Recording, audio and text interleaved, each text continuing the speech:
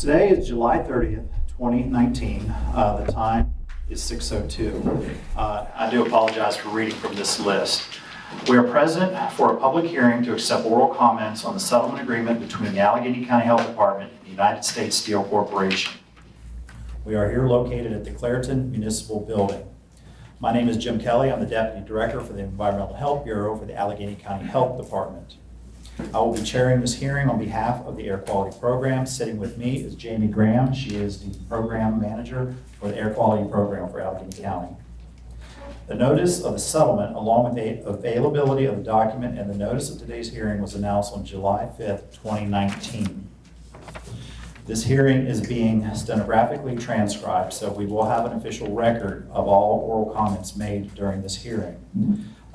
Oral testimony at tonight's hearing will be limited to 3 minutes. Due to the high volume of registered speakers, we will hold closely to this time limit. Please be mindful of those limits. We have 59 speakers tonight, so you can do the math. We're going to be here for a long time. Beyond 9 o'clock this evening, we may not be able to keep a recording of your testimony because we will not have the services of the stenographer. So a written copy is appreciated of any of your comments. And actually, even before that time, any written comments will be helpful as well as your oral comments. The public review period is open so that all written comments received by 11:59 p.m. tomorrow night, July 31st, 2019, along with oral testimony to be heard at this hearing, may be incorporated into the public record. All comments relevant to the settlement agreement received, whether oral or written, will be fully considered. I want to be very specific about this. This is a public hearing for you as the public to provide your comments on this settlement agreement. People who make comments on the air is bad and health issues, while those are very relevant comments, the purpose of this hearing is to advise this settlement agreement. So please be mindful of that as well. Comments will be summarized together with the responses from the health department and made available to interested parties. I can answer any general questions about today's proceeding before the public testimony is heard, but the health department or anyone else present will be answering any of the comments. Again, this is just an opportunity for the public to provide comments for the written permanent record. So at this time, does anyone have any questions about the procedures? What we are going to do is we have a list in order of those participants who signed up. We have 59 people. We will be calling from that list in the order as those people signed up. We were hoping to have a list on the projector behind you so you can see where you are in order so you can be prepared for that, but technology has failed us tonight, so we will not be able to do that. So what we will do is we'll read off who is currently speaking and probably the next 2 or 3 people to give you an idea to be ready to come and speak. And we do ask that you be as succinct as possible and be mindful of those limitations. Does anyone have any questions about how this will proceed? Yes, Matt. Is there a visible timer for us for speaking? There is not, but I have. Okay. She'll be providing cues to where you are in your testimony. Yes, sir. We come up and see where we are on the list. Well, the stenographer actually has the written list right now, so. Yes. Yeah, what is your name? I'll just give, what's your name? Are you on the list? What's David Bertenthal. David Burke. Let's not everybody ask for what they're.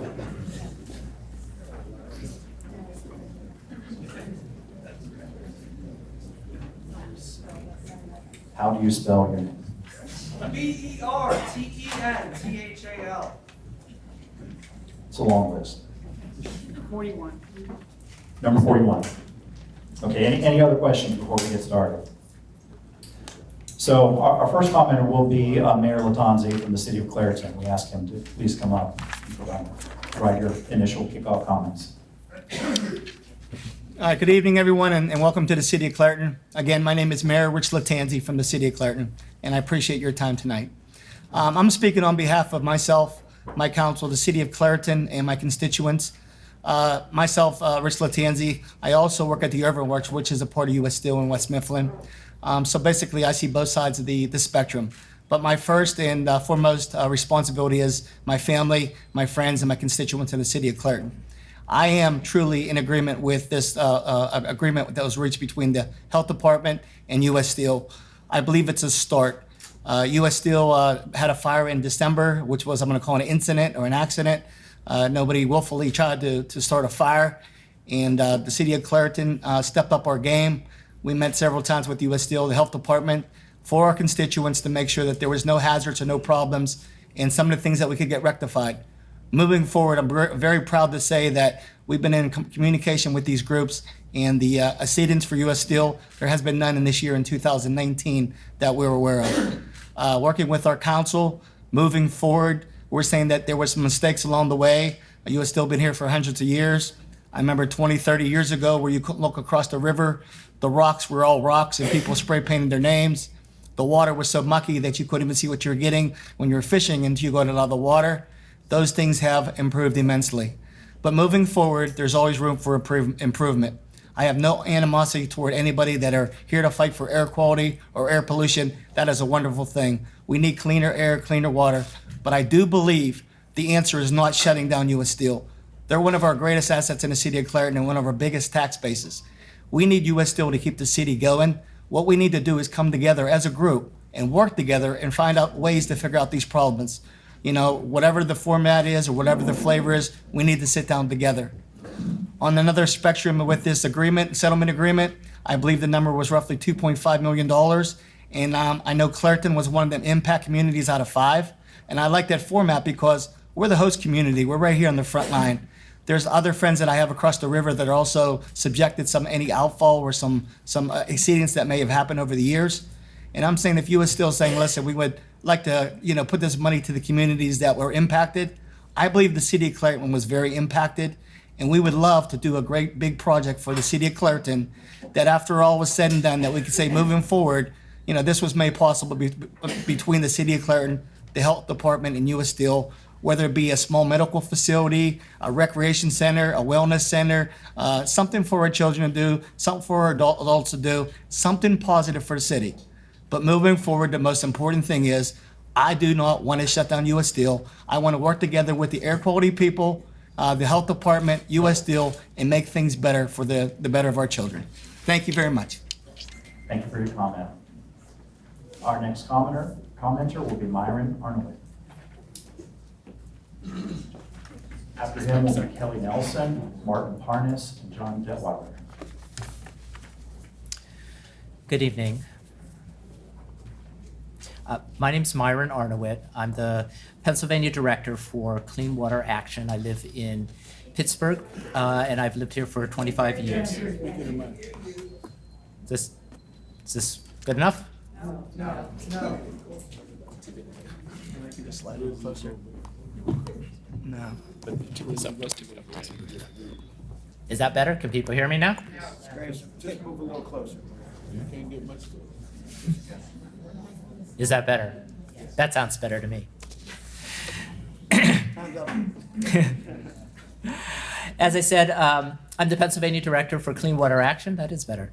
And we have 8,000 members here in Allegheny County, including hundreds here in the Mon Valley, who are impacted by the ongoing pollution violations from U.S. Steel's Clarion Coke Works. We appreciate ACHD holding this public hearing on this critical issue. We have several important concerns about the proposed settlement agreement between ACHD and U.S. Steel. First, it is disappointing to learn that U.S. Steel has not made more progress over the past year in improving compliance with our clean air laws. According to the information in the proposed settlement, between 2018 and 2019, U.S. Steel was only able to eliminate approximately 5% of their violations at the Clarion Coke Works. At this rate, we won't reach full compliance for 20 years. Given how slowly U.S. Steel is acting to stop these violations, we continue to see our air quality fail to meet Federal Clean Air Act standards. Preliminary data for the first half of 2019 at the ACHD Monitor in Liberty shows that fine particle pollution still remains above the standards once again. These standards were set in 2006, about 13 years ago, but still we do not have clean air here in the Mon Valley. And what we will need to do to get there is to have real investment in reducing pollution in Clairton by U.S. Steel. We don't need a power plant here, a cogen plant. What we need is clean air. It's not surprising that we continue to hear concerns from residents about asthma, cancer, and other health problems related to the pollution. This is a health emergency that needs to be addressed as such, not someday when it's convenient for a multi-billion-dollar company to get around to fixing the problem. This agreement should require U.S. Steel to bring the Clairton Coke Works into full compliance. It does not. This agreement should also state that any coke battery that cannot comply should be put on hot idle until U.S. Steel can fix the problems with that battery. It does not. U.S. Steel wants this agreement to provide them with certainty about the future. They want to know if they violate our clean air laws again, how much they'll have to pay in fines. U.S. Steel has gotten their certainty, but what about local residents? We have no certainty that there will be clean, healthy air in the Mon Valley, and we have heard U.S. Steel's promises about fixing their plant in the past, and we are still waiting for results. I sometimes hear people say that the problem is that the Liberty Monitor is too close to the Clairton Coke Works, and that's why the air quality looks so bad. Does that mean the solution is to move the monitor further away so we can ignore air pollution problems here in the Mon Valley? It's long past time to stop ignoring this problem and put into place the solution for U.S. Steel. The Mon Valley and Clairton matter. It's time that we not let another generation grow up here without clean air. And also, I will give you a copy, and I do want to say that we're submitting a number of letters we have from families in the area, including from a number of children. This is the shortest comment you're probably going to receive from someone that simply says, "Please help."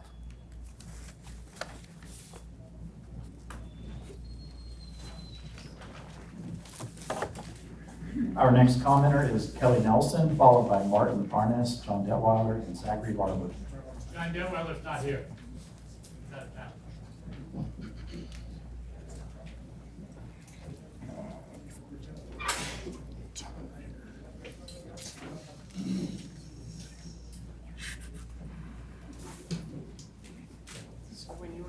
Yeah, I just don't want to go over my time. Hello, my name is Kelly Nelson. I'm from Clairton, born here, raised here.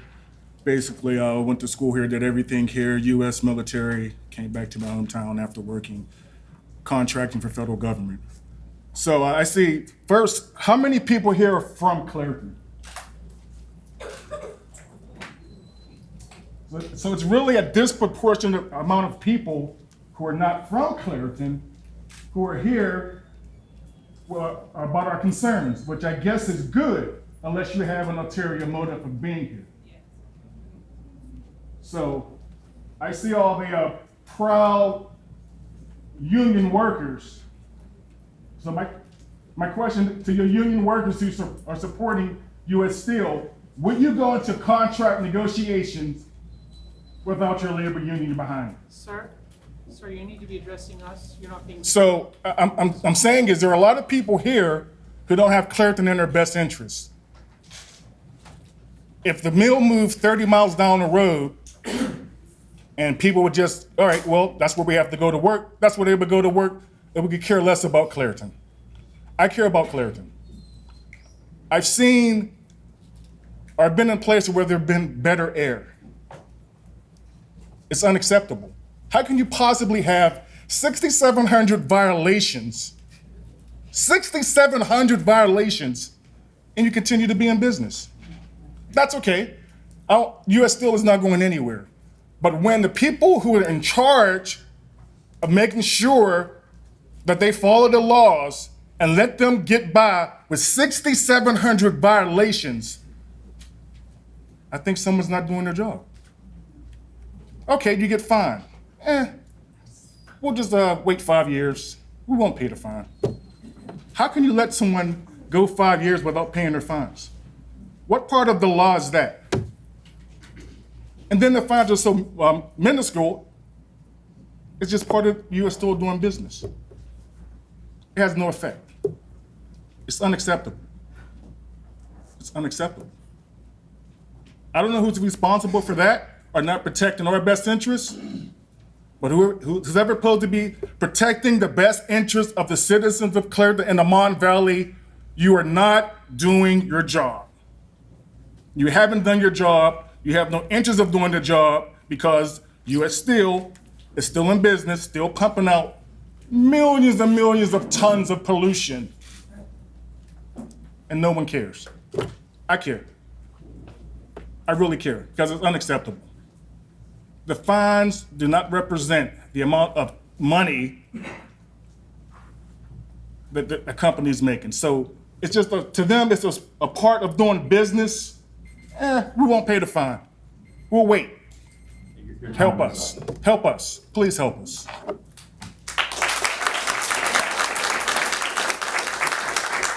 Thank you for your comment. I do want to make a note that please, these are public comments for public record. This is not a call and a response, and we ask that please that you hold your applause as well, because we are going to be here for a very long time. Our next commenter is Martin Parnell, followed by Zachary Barber, Sarah Starman, and Don Ferguson. Good evening. My name is Martin Parnell. I want to thank Allegheny County Health Department, Allegheny Council for hosting this hearing tonight. I am not from Clarion. I'm from Pittsburgh. And weather has an effect on Pittsburgh as well as Clarion. So I address this audience about the health hazards of the U.S. Steel proposal, or agreement, I should say. First of all, U.S. Steel is keeping jobs and is also going to add jobs. And with the added revenue in U.S. Steel here in Pittsburgh, here in Clarion, will enable U.S. Steel to be in compliance with air quality controls. I believe that they deserve an opportunity, and I believe that Allegheny County Health Department has a responsibility to guarantee to the citizens of Clarion and neighboring areas the opportunity to look into whether or not they're in compliance on a regular basis. And I'd like to know what protocol have you set up in order to do that? Thank you. Thank you for your comment. Our next commenter will be Zachary Barber, followed by Sarah Starman, Don Ferguson, and Melanie Mead. My name is Zachary Barber. I'm a resident here in Allegheny County, and I'm a clean air advocate with Penn Environment Research and Policy Center, a statewide environmental group working for clean air, clean water, and open spaces. On behalf of our thousands of members, supporters, and activists, I'm here to say that it's time to finally clean up the Clarion Coke Works. For decades, this facility has spewed dangerous pollution into our air, pollution that is linked to asthma, cancer, and other serious health impacts. And this pollution gives Clarion and the Mon Valley some of the highest risks for those same health problems, cancer risks from air pollution that are among the highest in the country, and asthma rates that are double the national average. This is unacceptable. Under the Federal Clean Air Act, the state constitution, and local law, we have a right to breathe clean air. Now, the June 2018 enforcement order was a major step forward. With the largest single fine ever and the threat of a production stoppage, the health department clearly got U.S. Steel's attention, as evidenced by the many appeals. And this is good because that same enforcement order showed that environmental problems have actually been getting worse as time goes on at the plant.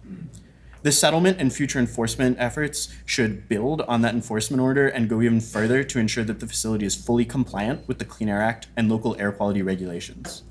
It is good that the settlement agreement will preserve the penalties against U.S. Steel and direct that money into the community, provided the right steps are taken to ensure the money is appropriately spent. The upgrades and repairs are also steps in the right direction, although we would ultimately like to see the oldest, worst performing parts of the plant replaced and not just patched up. But rather than being allowed to pay to pollute and continue to damage public health, U.S. Steel needs to shut down any parts of the plant that cannot legally and safely operate. Article 21 clearly gives the county health department the authority to revoke a permit or order the shutdown of any facility that is endangering public health. ACHD must exercise this authority if it is necessary.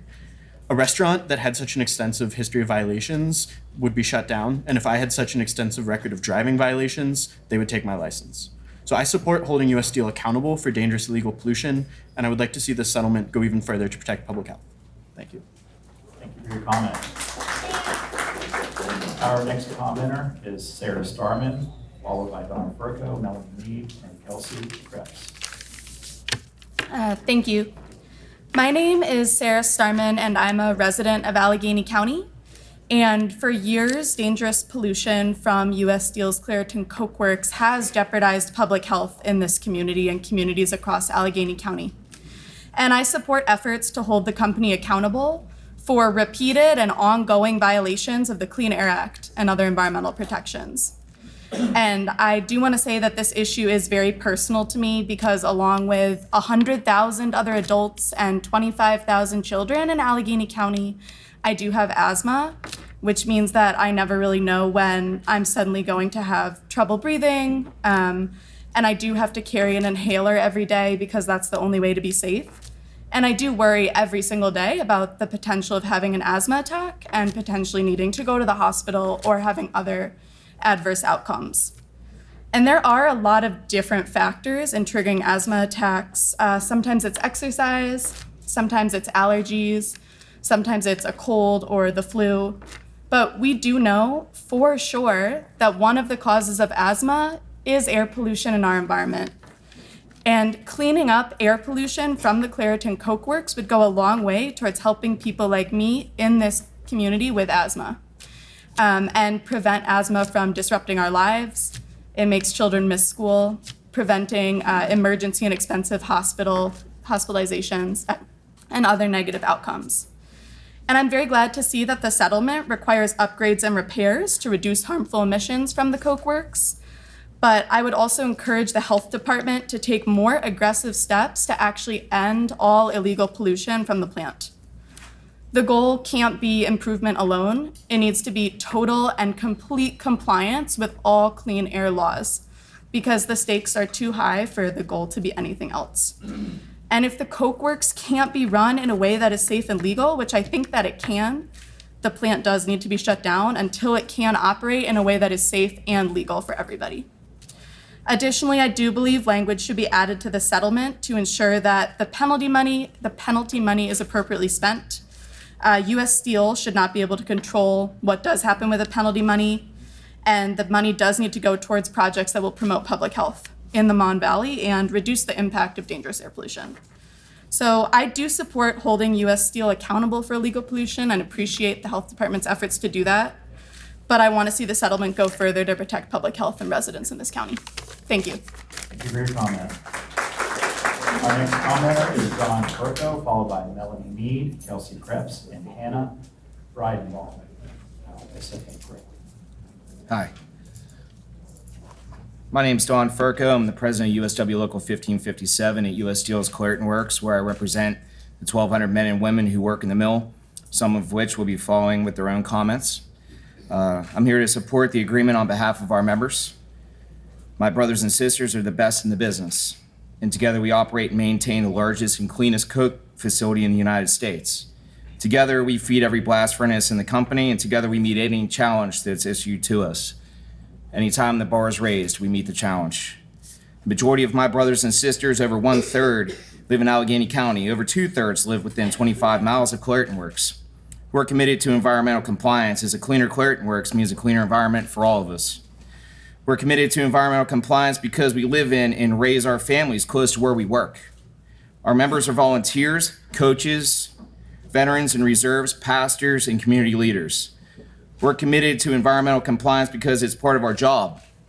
We know this when we're hired and when we're trained, and we're contacted regularly through programs like SITE. The settlement agreement in order between the company and the Allegheny County Health Department contains many improvements to the coke batteries, to training our members, and to emissions controls. This is on top of the $1.2 billion investment in the Mon Valley. We as union members should be encouraged by these upgrades, as these enhancements will help keep the plant in compliance. Besides protecting the environment, these actions will help protect our jobs, the jobs of our brothers and sisters at the other Mon Valley Works plants, and the economy of the Mon Valley itself. We should also be excited as we prepare to operate and maintain these new facilities and equipment. So while the onus is on the company to implement the prescribed compliance plan, the members of USW Local 1557 will be driving that force. We will be the driving force. These men and women are the ones that make it all happen. And I have all the faith and confidence in the world in them that will hold up to our end of the compliance plan. Together, we'll do what we always do. We show up for work, hoping to return home safely, do our jobs, protect our livelihood, and go home. Thank you. I yield my time. Thank you for your comment. Our next commenter is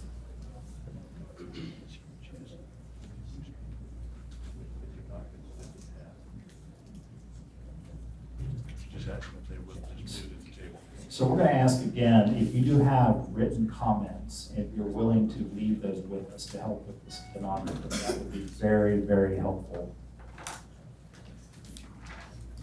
So our next commenter is Melanie Mead, followed by Kelsey Krebs, Hannah Breedball, I'm sorry if I'm mispronouncing that, and Benjamin John Chisnar. Hello, my name is Melanie Mead. I live in Clarion, and this is the second time I've spoken before you. The first time was when the announcement of the fire was made, and you all said that putting the batteries would cause more harm to the community, and then there was a second fire. So had you done your job as Allegheny County being an authority and put them on hot idle, we may not have had a second fire. Had you all had increased fines, maybe they would take the issues more seriously and be in full compliance. The mayor says that the Coke Works is our community's greatest asset. An asset is something of value, of benefit, that is a blessing and useful. How has the Clarion Coke Works been beneficial to our community with 2 fires within 1 year? They have not paid their fines. They have 6,700 fines accrued with an Allegheny County Health Department tapping their hand about what they should do. You all aren't serving the people's public health, and I don't know who is. We have a mayor that's just now speaking out about these issues. And is it because he wants access to the money? So are you going to allow the people who have never spoken out about the community's public health have access to millions of dollars, hundreds of thousands of dollars? That's why we are in this situation that we are in. The community is uneducated. And because of their uneducation, they cannot make any waves. They can't motivate and come together and unite. When you have a mayor and a city council who have not addressed the public health issues and needs of the community, but now want to address them when money is involved, that's very clear and open that they don't care about our benefit or our health. And you all haven't either, because you haven't changed your way. You haven't changed how you're functioning.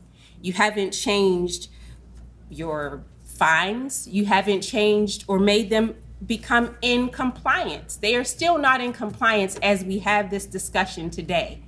And we're going to trust that they will be in compliance. The batteries that they are fixing need to be removed. Germany and other countries have better facilities, quality facilities that do not put the people's health at risk. You all seem to not care about the Mon Valley people, and unfortunately, our leaders seem to not care about us either. They're willing to sell us out for money that they don't even get. So I would hope that you all would take people's health as more important than jobs that the workers are even suffering. They aren't healthy. We all need to be on the same team, and the health should be what's important, not jobs and money. Thank you for your comments. Our next commenter is Kelsey Krebs, followed by Hannah Brighton, Benjamin John Chisnar, Brenda Lynn Smith. Mr. Kelly, there's a lot of conversation in the back room that's making it hard for some of us to hear. I wonder if you all come back and ask them to please keep it down? Thank you. Yeah, could those outside the hall please keep it down? You are making it very difficult for the public to hear these comments. Close the doors, perhaps? Sure. Yeah, they have a right to hear as well. Just need to be quiet. We haven't started your time. You're good. I'm just waiting. Ready? Okay. Good evening. My name is Kelsey Krebs, and I am the Western Pennsylvania Outreach Coordinator with Penn Future. Hi, everyone. I am Kelsey Krebs. I am the Western Pennsylvania Outreach Coordinator with Penn Future. We're a statewide environmental advocacy organization focused on protecting our air, water, and land, and empowering citizens to build sustainable communities for future generations. I want to thank the Allegheny County Health Department for granting this hearing today. That was a really important step in moving forward, working together. We at Penn Future acknowledge that this settlement agreement goes beyond compliance and includes components related to transparency and community benefits. And this is a step in the right direction, but we have some suggestions for improvement. The first area of improvement involves the minor end flue repairs to batteries 1, 2, and 3. Penn Future documented more than 6,700 air quality violations from these batteries between January 2012 and May 2015 alone, and that's the equivalent of more than 5 violations a day in a 3.5-year time period. Minor upgrades and changes to these Coke batteries from the 1950s won't fix the problem, and it should be a requirement that U.S. Steel retire and replace these batteries with newer, cleaner, and safer technology. And until this is done, no matter what, the region's health will continue to suffer. Our second area of concern surrounds the Community Benefit Trust, which must benefit the communities harmed by U.S. Steel. While the establishment of this trust for adjacent communities is laudable, and the projects of these should really go towards related to air quality and health problems related to air quality. Additionally, the process for procuring funds from the trust for community benefits projects should be transparent, traceable, and simple. U.S. Steel should not have any control over how these funds are administered or which communities may benefit. Another concern is that the impacted communities should be better represented on the community advisory panel that's being proposed. The draft settlement creates a community advisory panel that, quote, I quote, shall be composed of at least one representative from U.S. Steel and a local citizen and a government official from communities nearby U.S. Steel Clarion operations. One citizen representative per community is not enough. Penn Future recommends increasing this number of community citizen reps, including at least 3 advocacy organizations to the panel, making the meetings from this panel open to the public, and the makeup of the panel should reflect a commitment to diversity, equity, inclusion, and justice. Finally, U.S. Steel must commit to better procedures to communicate with the public, especially in emergencies. This has been a concern of Penn Future's since the fire, and virtually where residents weren't notified through U.S. Steel in any way, though the fire was the size of a football field. I know ACHD put out a notice, but at the same time, it would be a great situation if part of the community advisory panel was part of the priorities for that were to advise best process in order to do that. Thank you. Thank you for your comment. Our next commenter is Hannah Brighton. And I do apologize if I'm pronouncing that incorrectly, followed by Benjamin John Gisnar, Brenda Lynn Smith, and Nick Malone.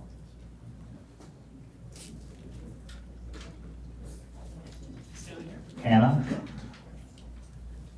He's not here. Okay. Benjamin John Gisnar.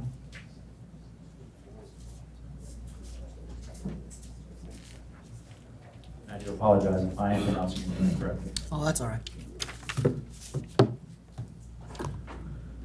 Greetings and salutations. Air is life. Volcanoes release sulfur dioxide. Are there that many volcanoes here in Pittsburgh? Clean air is a constitutional right. Pollution is not regulated by the Clean Air Act because it is good for us. Someone either polluted our Allegheny County air or they didn't. Sulfur dioxide was released or it wasn't. I am concerned, Mr. Chair, about this settlement agreement. An agreement with appeal, no admission of guilt, light fine is no deal at all. Preferential treatment at best, government incompetence at its worst. Hollow words claim to value the environment while polluting our air. Lip service to spend $100 million on compliance and still pollute the air. Why comply with regulation and invest in cleaner steel if you do not have to? This agreement is a slap on the wrist, the equivalent of doing nothing. Dirty air damages our personal property and decreases our property values. More than 30,000 Americans die every year from air pollution. How many people die here in Allegheny County? The American Lung Association rates our county air as an F. The F represents failure. We are in the EPA's infamous Green Book as a habitual violator of air standards. This failure to provide clean air to taxpayers is a failure of leadership, corporate, political, legal, and bureaucratic. This is a violation of the public trust. Who causes this horrible air quality? Well, one source is the Clarion Coke facility and its reported 6,000 emission points. We know the facility releases hydrogen sulfide, benzene, particulate matter, and sulfur dioxide. And first, let me be clear, benzene is most definitely a carcinogen. Next, according to the EPA, particulate matter 2.5 or smaller causes strokes, cardiorespiratory ailments, lung cancer, harms pregnant women and newborn babies. Sulfur dioxide is one of the major 6 poisons regulated by the Clean Air Act. Sulfur dioxide is not good for anyone to breathe, especially our children. It negatively impacts respiratory and cardiovascular systems. It increases rates of asthma, bronchial conditions, and emphysema. Quite plainly, air pollution, Mr. Chair, particularly sulfur dioxide emissions, lead to premature deaths. This seems to be a very simple choice. Profit and jobs or the public health of almost 2 million Americans. I am not opposed to the steel industry. I am opposed to air pollution. I stand for zero emissions. I stand for a closed system that captures all pollution at its source. I stand for the health of our area's seniors, diabetics, the sickly, the asthmatics, the overweight, the veterans like myself, our union workers. I stand for our future generations that will appreciate the clean air. I stand for clean air. Where do you stand? May God bless this Commonwealth and all who call her home. Your comment. Our next commenter is Brenda Lynn Smith, followed by Nick Malone, John Bailey, Gloria M Ford. Hi, I'm the director of the 9 Mile Run Watershed Association, but I'm actually speaking really more as an individual this evening. Oh, thank you for this opportunity for public input.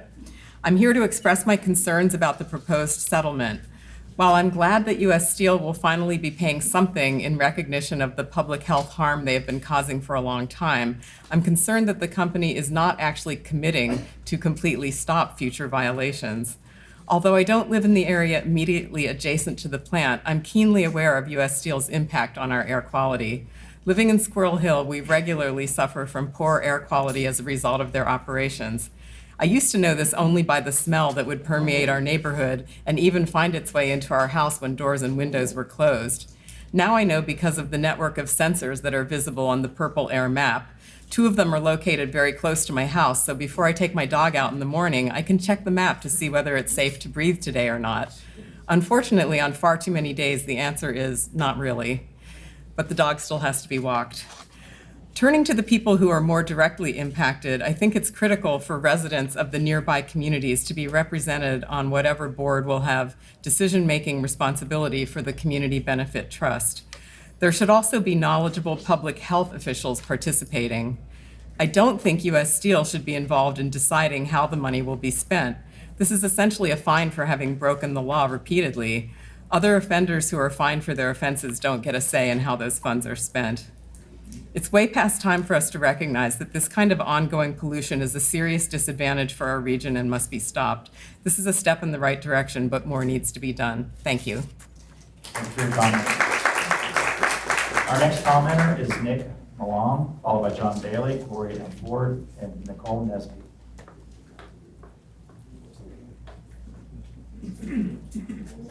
Nesby. Nick Malone, are you here?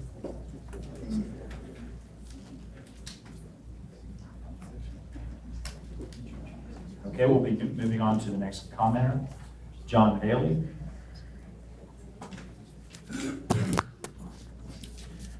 My name is John Bailey, and I offer these comments on behalf of the Group Against Smog and Pollution. My comments will focus on paragraphs 9, 12, and 13 of the settlement agreement. Paragraph 9 requires that U.S. Steel pay over $2.4 million to fund a community benefit trust and names the adjacent communities of Clairton, Glassport, Liberty, Lincoln, and Port View as the trust beneficiaries. The agreement leaves many questions regarding the trust open. For example, it is not clear whether individuals from the adjacent communities may receive trust money, or alternatively, whether trust money must go to the adjacent communities themselves, meaning the 5 municipalities. This must be clarified. Also, paragraph 9 does not specify permissible uses for trust money. The trust money should be used to fund measures that will reduce air pollution in the adjacent communities and improve the health of individuals who have been harmed by air pollution in those communities. Paragraph 9 does not specify when the trust will begin payouts or how long it should exist. Trust money should be distributed to beneficiaries within the next few years to increase its positive impact. Also, the trust administrator should be required to demonstrate that it has conducted the community outreach needed to make sure distributions are made quickly. Finally, paragraph 9 does not identify who will administer the trust. This also must be clarified. We are hopeful that the environmental improvement projects required by paragraph 8 will better the plan's compliance record and reduce air pollution. However, history teaches us not to expect complete success. Indeed, the enforcement orders and record fines that ACHD imposed on U.S. Steel in 2018 and 2019 demonstrate just how far short past attempts to achieve compliance have fallen. Thus, the agreement must not limit ACHD's authority to impose new emission limits to respond to future violations or conditions.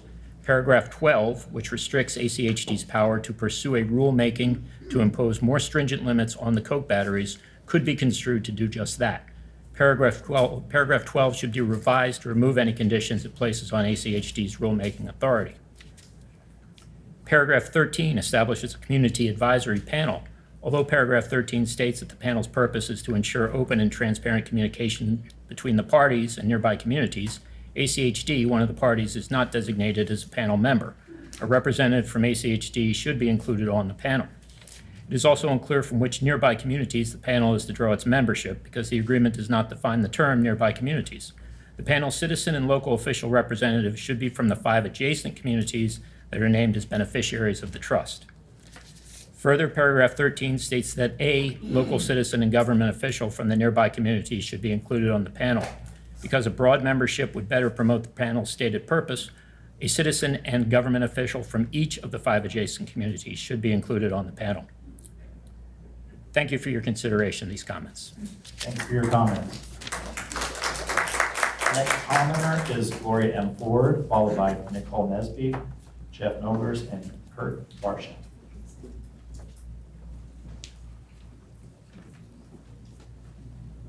My name is Gloria M Ford. On June 26, 2019, I returned to Clairton from a vacation. I learned on June 17th the Coke Works had another malfunction of the pollution control equipment. I was told about that days later. I am outside every day, and every day my breathing was labored.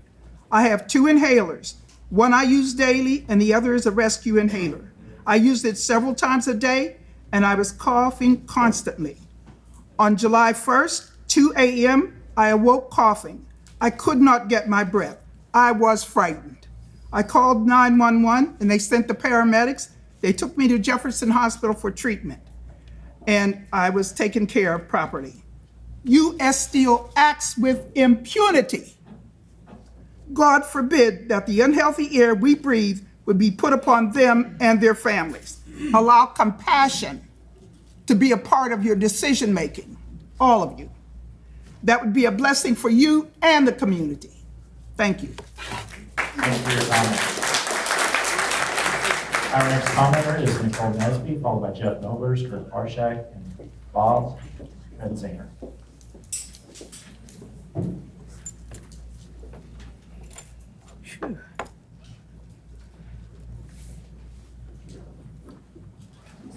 Hi, my name is Nichole Nesby. I am the mayor in the city of Duquesne, Pennsylvania, as well as a lifelong resident. Both of my parents work for United States Steel. Today, I am here to express concerns of the settlement. As it is currently written, I do not believe that it does enough to protect the public health. It does not ensure that the money will be spent helping residents deal with the impact of the pollution. The draft agreement fails to specify what types of projects should be funded with the settlement funds. As currently written, the settlement leaves too much control to the hands of the United States Steel. The company needs to be held accountable for decades of dangerous, illegal pollutions from the Clarion Coke Works. This pollution puts workers and residents at risk for cancer, asthma, and other health problems. The company needs to make whatever repairs or upgrades necessary to fully comply with our Cornerstone Clean Act laws. Additionally, any fines the U.S. Steel should pay should go to help people living in nearby communities who have health problems from the unsafe air pollution in the Mon Valley. Thank you. Thanks for your comment. The next commenter is Jeff Olbers, followed by Kurt Barshak, Bob Reisinger, and Denise Johnson Clemens. Good evening. I'd like to thank the County Health Department for the opportunity to offer these comments this evening about the agreement between U.S. Steel and the County Health Department. My name is Jeff Olbers. I'm the Executive Director of the Builders Guild of Western Pennsylvania. We represent the 16 building and construction trade unions, the Pittsburgh Regional Building Trades Council, as well as 9 contractor associations that all operate in our region. Our organization fully supports the agreement between U.S. Steel and the Health Department, and we believe it will efficiently or effectively address the matters raised by the Health Department while also ensuring the Clarion Coke plant will be fairly regulated moving forward. With an investment of some $1.5 billion in the Mon Valley Works, including $200 million in environmental efficiency and operating improvements to the Clarion Coke plant, U.S. Steel is greatly increasing its environmental stewardship by bringing to bear the most advanced and proven technology available in the world today. It will help to greatly improve environmental performance and operational efficiency. Again, it's the most advanced available. It's not a pipe dream. With this agreement, we have reached the point where it's time for cooperation and for the Health Department and the varied environmental groups that have been involved to work cooperatively with U.S. Steel to ensure that this responsible and effective agreement is acted upon and implemented in a timely fashion. The permitting process for these projects should be thorough, yet not delayed by continued political, legal, and media posturing. Starting these important projects as soon as possible is logically the best path forward to improved air quality and environmental stewardship, and it's to have these projects start and be done timely without unnecessary delays. This agreement deserves the strong support of our political leaders at the local, county, and state levels, as well as the environmental groups that are here in attendance, whose stated goals are a cleaner environment. Thank you. Thank you for your comment. Our next comment is Kurt Barshak, followed by Bob Reisinger, Denise Johnson Clemens, and Fred Cradle. Good evening. My name is Kurt Barsik. I'm the General Manager for U.S. Steel Mon Valley Works, and I'm proud to have the leadership responsibilities for the Clarion plant, the Edgar Thomson plant, and our urban facilities. I've been working with U.S. Steel for 24 years, 16 of those years directly in the operations at the Mon Valley plants.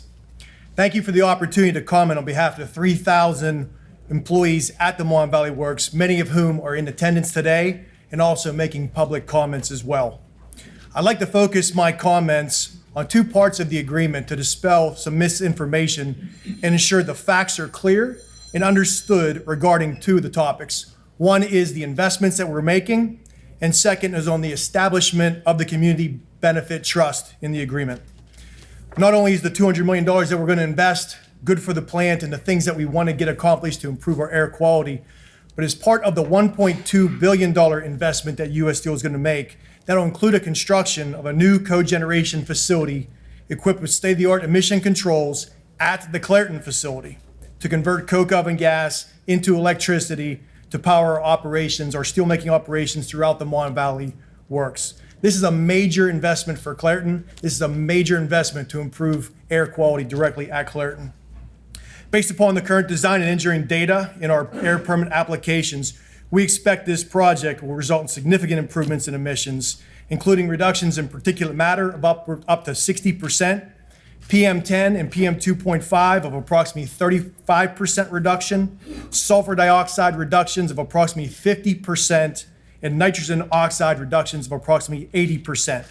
This project shows our continued commitment to improve air quality in the Mon Valley, and you can learn more about this investment at www.uss.com for more details.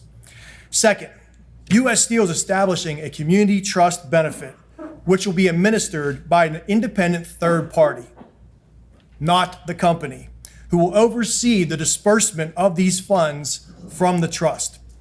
We have heard from our neighboring communities and established this community benefit trust to ensure that those funds are directly accessible by the communities adjacent to the Clairton plant, mainly Clairton, Liberty, Lincoln, Glassport, and Portview. We expect some of their top priority projects in the surrounding communities can finally become a reality through the use of these funds. Therefore, this agreement is absolutely positive for the communities, our region's air quality, our economy, the Mon Valley Works employees, and our families. This agreement deserves a strong support from the Health Department and all Allegheny County leaders. Thank you.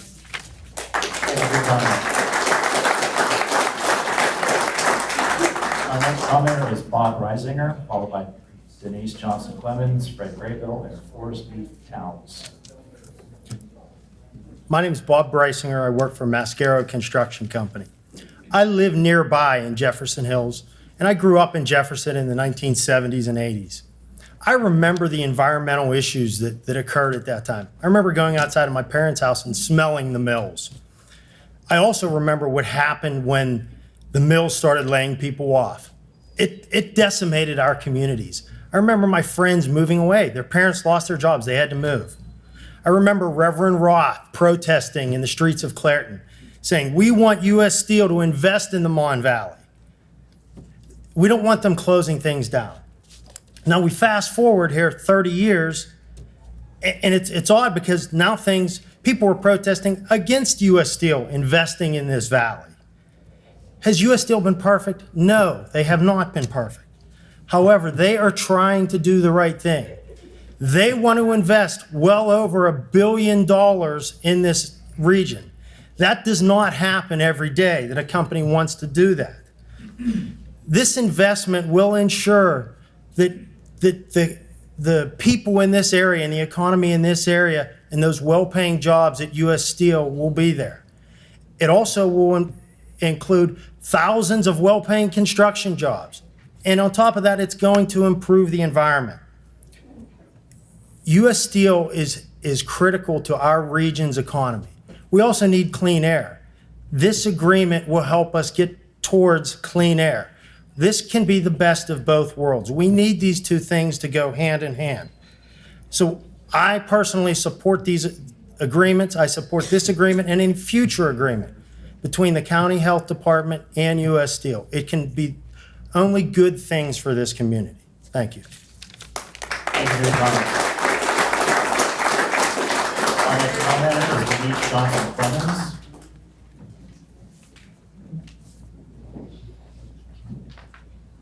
Followed by Fred Graybill, Forrest B. Towns, and Mark Dixon.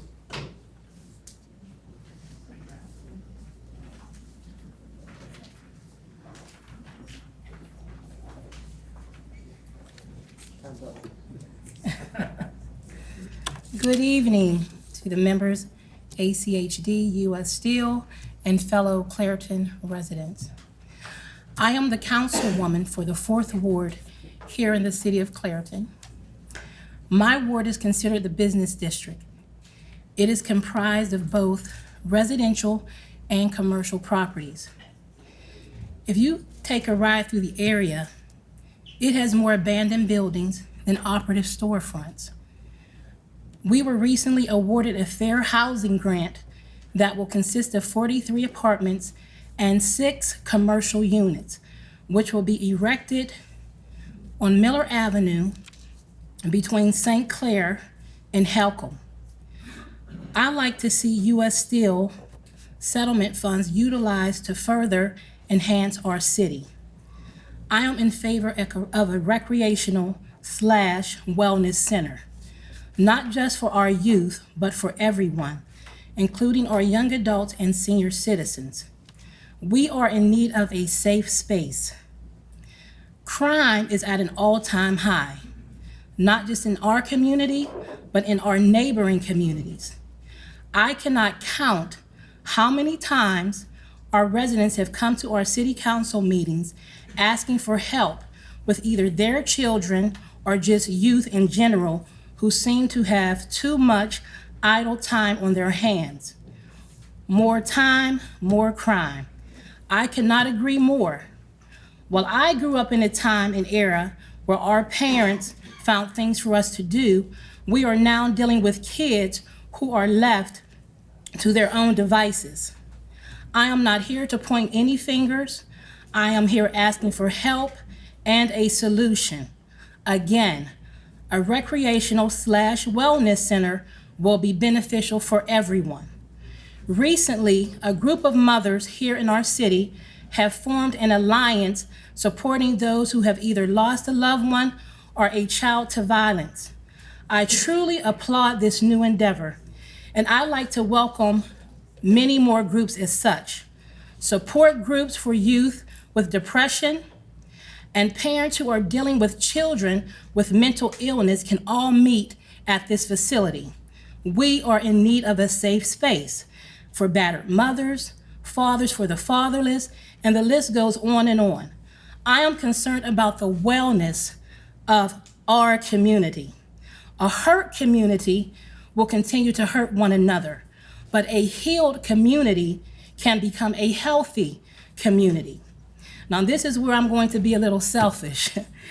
While you all have invited other communities to come and speak, I am asking that in the forefront of your mind, that Clarion be considered as a priority. Our residents have experienced and encountered more than anyone else. You all are not in our backyard. We house U.S. Steel. Your time is up. Thank you. Thank you for your comments. Our next commenter is Fred Craybill, followed by Forrest B. Towns, Mark Dixon, and Michelle Nakarati. Yes. My name is Fred Craybill. I'm a resident of Point Breeze in Pittsburgh and Allegheny County. Thank you to the county for this opportunity to speak. I am concerned about pollution coming from the Clarion Coke Works. People are suffering many respiratory and heart problems as a result of the pollution. When the Shenango Coke Works in Pittsburgh shut down operations, it was reported that there was a 38% drop in ER visits due to asthma attacks. We have known for years about poor health effects of pollution from coke ovens. Earth Justice and several environmental groups are suing the EPA for not taking action to set limits on pollution from coke ovens. We should not wait around until this lawsuit requires the EPA to do what it should be doing. We need improvements to our air quality now. What good are fines against U.S. Steel if the air quality does not improve? Jobs are an important consideration, but that must be balanced with the health of the citizens of the surrounding area. Has U.S. Steel installed the maximum achievable control technology at their coke ovens? Why can't they shut down the leakiest and dirtiest coke ovens? U.S. Steel is paying fines, but will they be taking concrete steps to reduce and eliminate pollution from the coke ovens? If concrete steps are not taken to limit pollution from coke ovens, then imposing fines against U.S. Steel is futile. The goal of fines is to create motivation to improve better behavior, and if the behavior is not improved, then the fines are not high enough. I call on U.S. Steel to offer concrete steps to reduce their pollution. Thank you. Thank you for your comment. Our next commenter is Forrest B. Towns, followed by Mark Dixon, Michelle Nakarati, and Dr. Deborah Genti. Good evening. My name is Vic Towns, and I am a resident of Clarion. I've been here for almost 30 years. I'm one of the guys that do all the some of the wear and tear on the oven batteries. I am for the agreement. I have seen a big improvement over the years since I've been there. Very big improvement. We're not perfect, but we're getting there. We are striving. We are doing everything that we can, I think, to meet with all the compliances and everything that we got going on. I just think we're doing everything we're supposed to be doing down there and more. So I am for the agreement here. I've seen the change in the mill since I've started. And I think we're doing a great job. Thank you.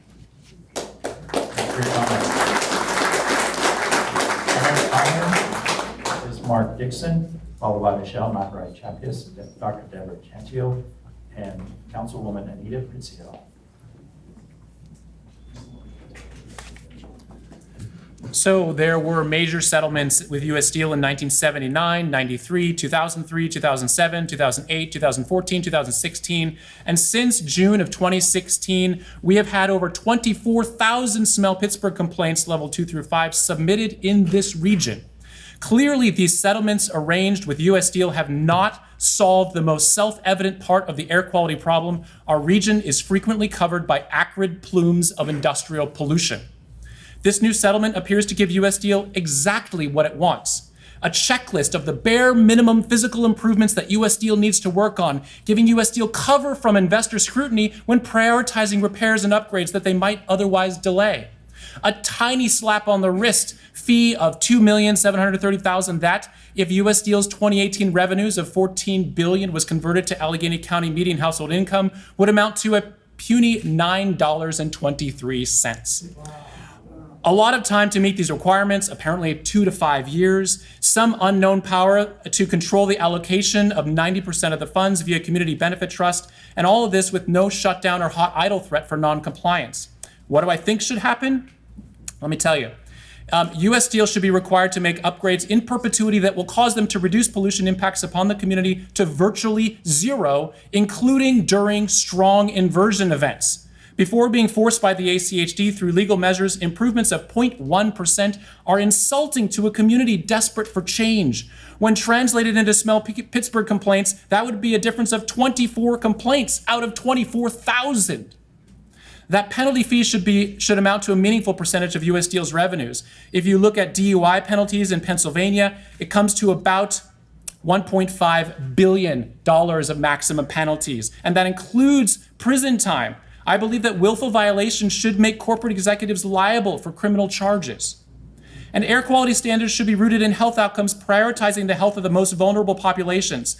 At the most recent ACHD board meeting, you reported differences between white and black asthma-related hospitalizations. Black people had a 5 times higher hospitalization rate than white people. The Community Benefit Trust should be run entirely independent of U.S. Steel. A sufficient signal of independence would be being allowed to use the funds to build a public outreach campaign to educate the community about the devastating impacts that U.S. Steel has on local air quality. I would also recommend that this fund be used to directly benefit residents by purchasing HEPA air filtration systems for every home that requests it, up to 1 per room, and purple air monitors for every home that requests one. You may believe that ACHD doesn't have the power to enact these suggestions. If that's the case, then let the public know how laws could be adjusted so that you could enact these suggestions. Help us help you. If you give us something we can get behind to meaningfully improve our air in a timely manner, we can work together. Until then, you will get angry, frustrated citizens with a divided, polluted community, and tens of thousands of Smell Pittsburgh complaints will continue to pour in. Better than it used to be still is not good enough. We demand clean air now.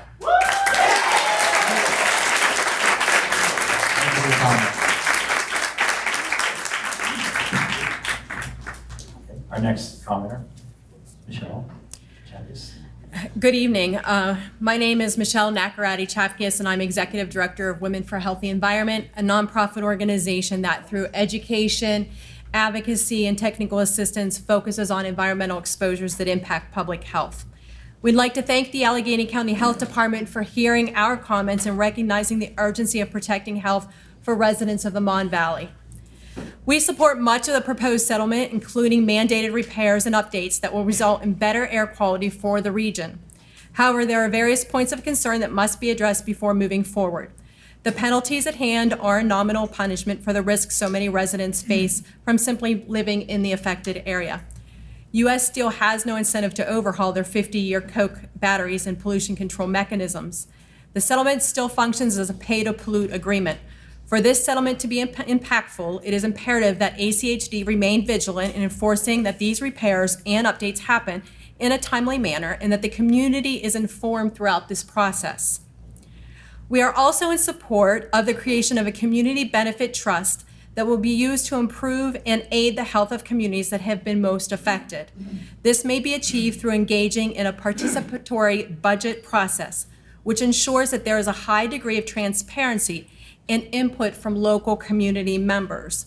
Those who live in the impacted communities, including residents, local officials, health professionals, school representatives, and local civic and faith-based, community-based organizations. The participatory budget process has been used by communities to decide how public and/or municipal funds shall be used throughout a democratic process. It has successfully been used in over 3,000 cities across the globe, including here in Pittsburgh through the Pittsburgh Public School System. This process includes forming a steering committee to create rules and an engagement plan. This committee would be, again, community-based and composed primarily of residents living or working in the community. Brainstorming ideas from residents to share and discuss issues and solutions in the community. Developing ideas into feasible projects by engaging community volunteer budget delegates, as they'd be called. Having residents vote on proposals that advance community needs and objectives, and funding winning projects. This process successfully engages the community in every aspect of fund allocation. Engaging in the participatory budget process requires some support from community groups, foundations, and healthcare professionals to assist with logistics such as identifying polling places for voting and assigning mentors to a project if necessary. This is an opportunity to bring community members together to reimagine a healthier future for all, a future where we do not have to choose between clean air and good-paying jobs. Again, we ask that these terms of the settlement are considered carefully so that they hold U.S. Steel accountable to the degree that they have continued to protect the health of all in our region. It's not enough to reduce exposure to air. Let's find solutions. Thank you for your comment. Our next commenter is Dr. Deborah Gentile, followed by Councilwoman Anita Rizzio, Cheryl Hurt, and Scott D. Pencil. Hi, thank you. I'm Dr. Deborah Gentile. I'm a local pediatric allergy and asthma physician that's done some work here with the children in Clarion. I'm here to say that the air pollution problem in our region is unacceptable. Air pollution impacts on numerous health outcomes, including but not limited to asthma. I previously conducted a study of 1,200 school children residing near point sources of pollution in Allegheny County, including the Clarion Coke Works. A disproportionate number of these children were minority and poor. Overall, almost 40% were exposed to annual mean daily PM 2.5 levels above the EPA threshold, and 70% were exposed to levels above the more stringent World Health Organization threshold. The prevalence of physician-diagnosed asthma was 22.5%, which is more than double the rates of 8 to 10% reported nationally and statewide. I recently provided asthma care to 15 students from the Clarion School District that participated in a research study. At the January visit following the fire, 5 of these children experienced worsening asthma that required escalation of medical therapy. In comparison, none of the 11 children enrolled in the same study in Hazelwood, which was outside of the warning area, experienced worsening asthma. My colleagues at UPMC conducted a separate study and similarly reported an increase in worsening asthma only among adults residing in the warning area and not outside the warning area. I'm now going to present some recent data that I just collected over the last several weeks. I recently queried a local health systems database for acute asthma visits among adult residents of the Clarion zip code 15025 for the time frame of Christmas Eve 2018 to the end of February 28, 2019, and I'll refer to this as after the fire. In comparison, I queried the data from Christmas Eve of 2017 to the end of February 28, 2018, at the time period before the fire. The total number of acute asthma visits to outpatient clinics per 1,000 residents was 5.3 before the fire and nearly doubled to 9.6 after the fire. Similarly, the total number of emergency department visits for acute asthma before 1,000 residents was 1.86 before the fire, and also nearly doubled to 3.23 after the fire. These results clearly show an increased rate of acute asthma visits among residents following the fire and during the subsequent air pollution exceedances. In closing, I want to emphasize that asthma is a multifactorial disease that is caused by a variety of genetic environmental factors. As such, cleaning the air will not entirely eliminate all asthma. However, it will certainly contribute to improved asthma outcomes as well as other health outcomes. Finally, we are all breathing this region's polluted air. And unlike other factors such as nutrition, we have no personal control over this exposure. I urge our officials to listen to their constituents and act accordingly to protect the public health of our region. Thank you. Thank you for your comment.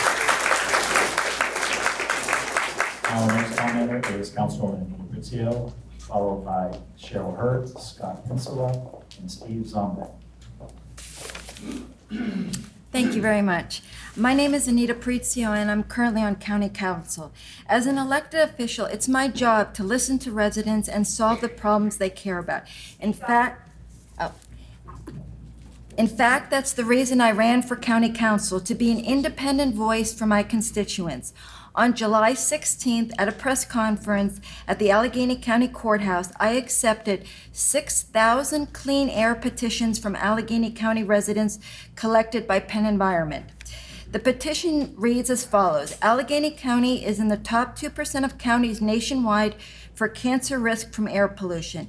It's time we protect the health of local residents from the threat of air pollution. I applaud recent penalties against illegal polluters and urge you to continue to fight for clean air by making sure all polluters have up-to-date Clean Air Act permits, setting health-based admission standards, and imposing meaningful penalties for violating those protections. I would like to turn these petitions over to the Allegheny County Health Department, as they are the department best equipped to address the concerns of my constituents. Thank you.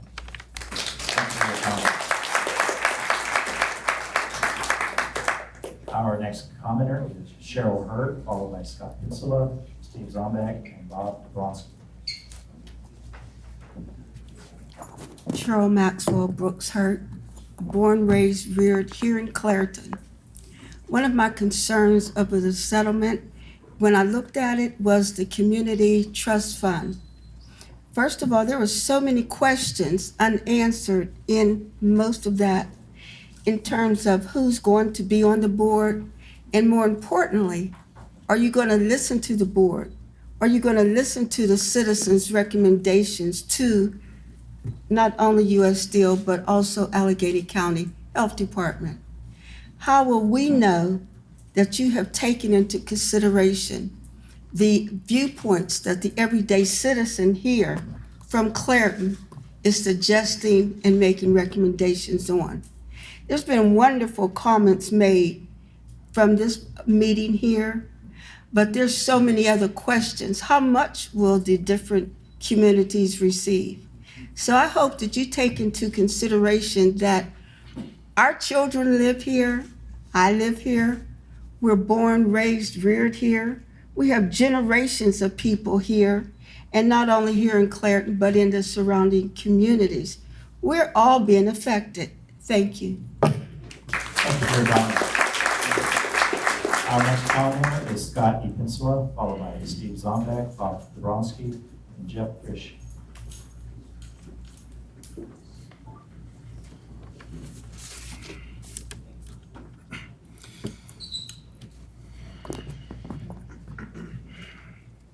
Good evening. My name is Scott Pasula, and I currently reside in Jefferson Hills, less than 5 miles from the plant, with my wife and 2 boys who are 6 and 8 years old.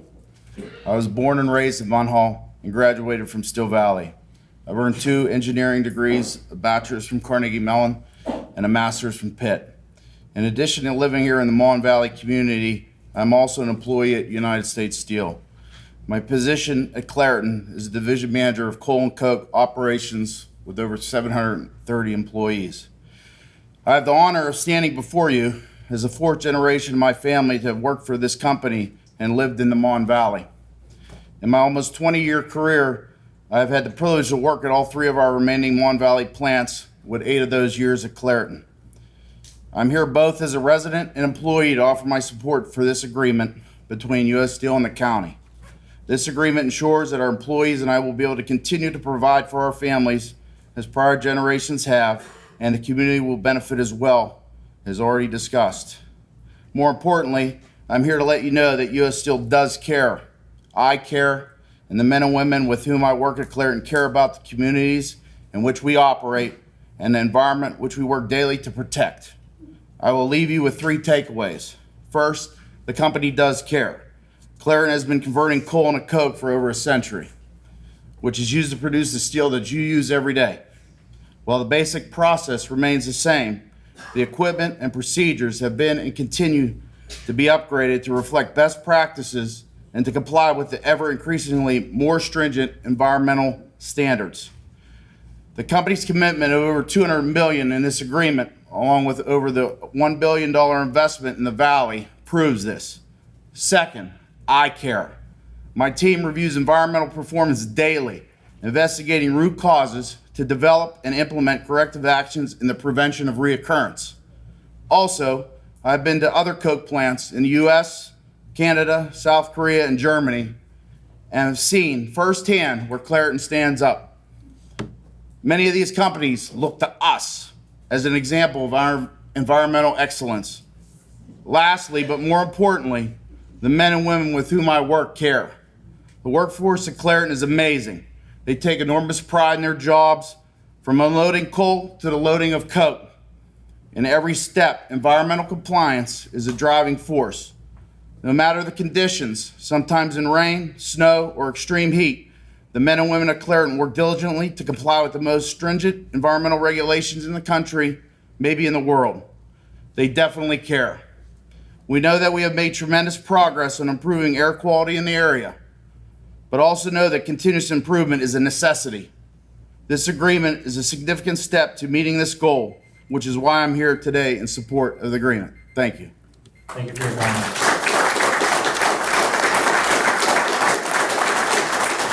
Our next commenter is Steve Zombeck, followed by Bob Dobronsky, Jeff Brish, and Mike Rhodes.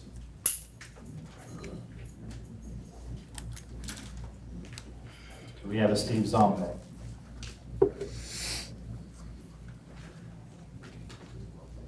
Okay, we'll move on to our next commenter, Bob Dobronsky.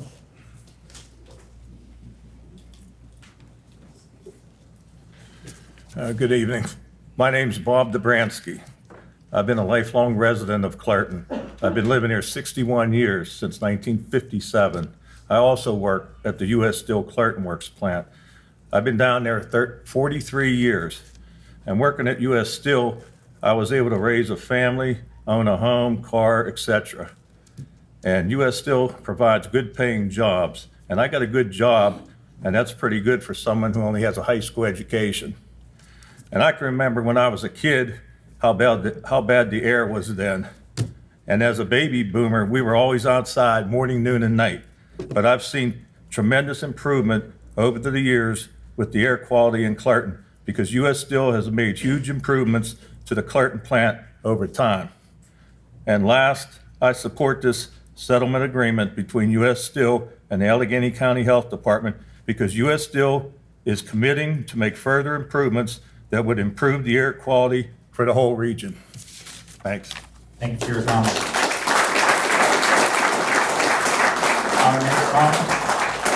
Our next commenter is Jeff Brish, followed by Mike Rhodes, James Perkowski, and Aristotle Aviolatatis. And again, I apologize if I'm pronouncing anybody's name incorrectly. Good evening. My name is Jeffrey Brish. I've lived in Glassport my entire life, with the exception of 8 years that I spent in the U.S. Army. I'm a proud steel worker and a 16-year employee of Clarion Works. I've worked an array of jobs at the mill, and I'm currently the union safety chairman. I stand here today to say I proudly show my support for the agreement between U.S. Steel and Allegheny County Health Department. This agreement will not only continue to add improvements to our mill, but the funding will go to our surrounding communities. We all want a continuous improvement to the environment. With hard work and commitment, these funds will help bring pride back to our communities. As I said, I'm a proud steelworker who believes in clean air, blue-collar, hard-working jobs. And with this agreement, this will ensure that I can have both. Over my years of living in Glassport and working here in Clarion, I've seen firsthand U.S. Steel's commitment to a clean environment.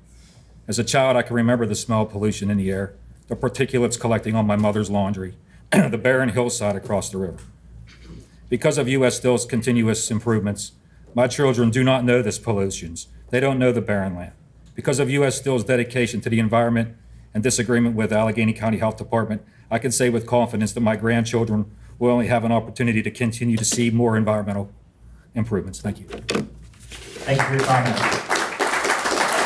Our next comment is Mike Rhodes, followed by James Perkowski, Aristotle, Eviolatis, Pandilla, Mastrangelo.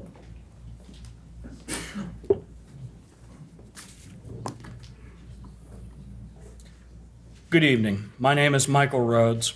I'm the plant manager at United States Steel Corporation's Clarion plant. I'm proud to represent the 1,200 men and women who are directly employed by U.S. Steel at the Clarion plant. I'm here to voice my support this evening for the settlement agreement that's been reached between Allegheny County Health Department and United States Steel Corporation. The first point that I'd like to make this evening is that the Clarion plant complied with 100% of the requirements of the original unilateral enforcement orders issued by the County Health Department. And that compliance was a condition of this settlement agreement. Thanks to the hard work and dedication of our employees, Clarion Works demonstrated the required improvements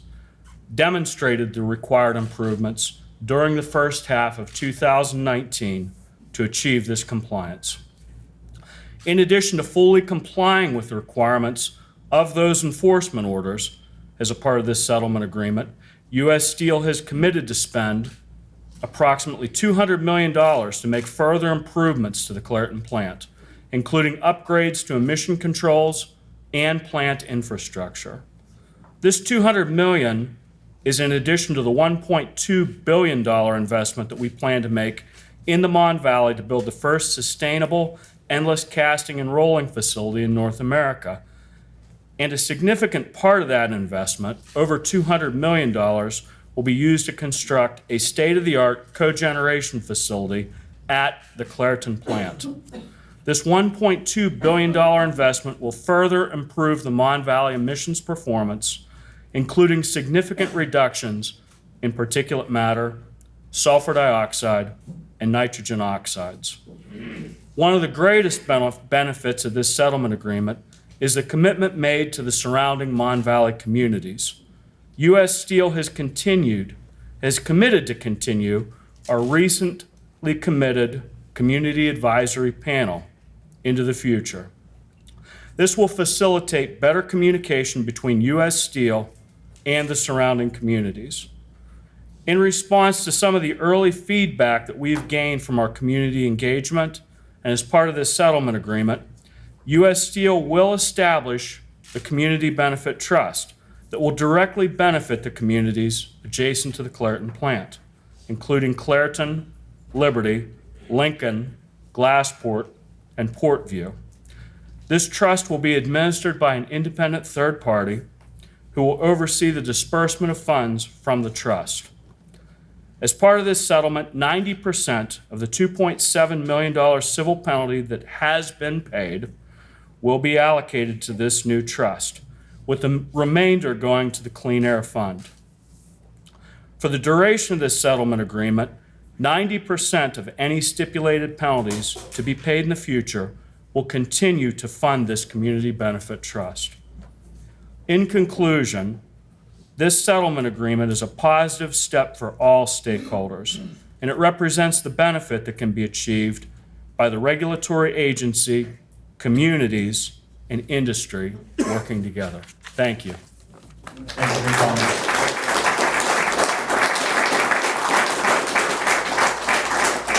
Our next commenter is James Perkowski,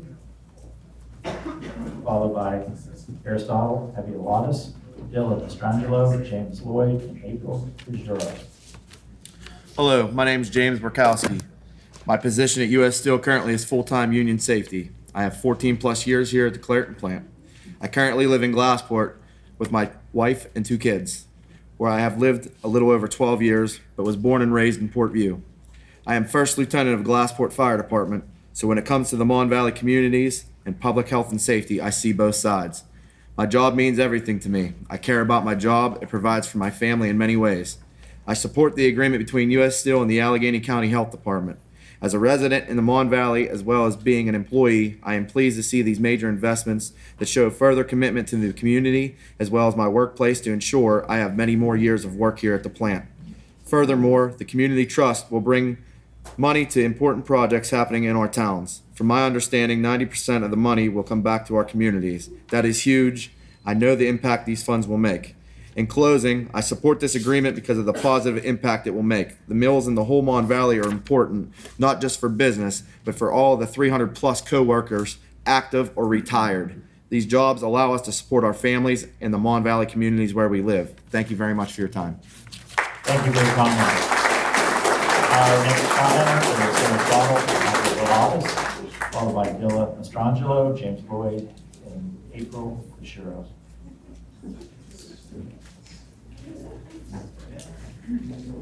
And I do apologize, I didn't pronounce your name. It's no problem.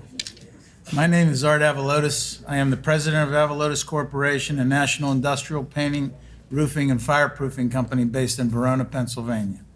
I have lived in Allegheny County for most of my life. I raised a family here, and now I have grandchildren that live here. I am the 3rd generation of the Avalotis family that has worked as a contract painter for the U.S. Steel Corporation. The one constant over those decades is U.S. Steel's integrity and commitment. Their word has always been their bond. It is my understanding that the agreement between the County Health Department and U.S. Steel includes a commitment to invest $200 million for the improvement of Clairton's coke batteries, including upgrades to emission controls and plant infrastructure. This is in addition to a recently announced investment of over $1 billion to construct a new endless casting rolling facility at ET and a new cogeneration facility at the Clarion plant. This will allow Clarion to take gas that is currently being flared and make useful electricity out of it. These are major investments and demonstrate U.S. Steel's commitment to the Mon Valley, which includes continued improvement of their environmental performance. All of us share that commitment with the company. Having worked on many U.S. Steel projects over the years, I know they will honor their commitment and will continue to invest toward protecting the environment.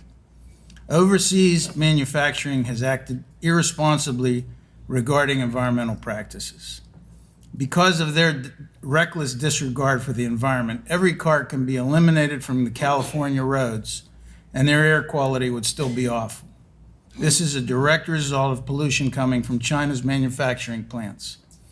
The world has become a small place, and their pollution quickly becomes ours.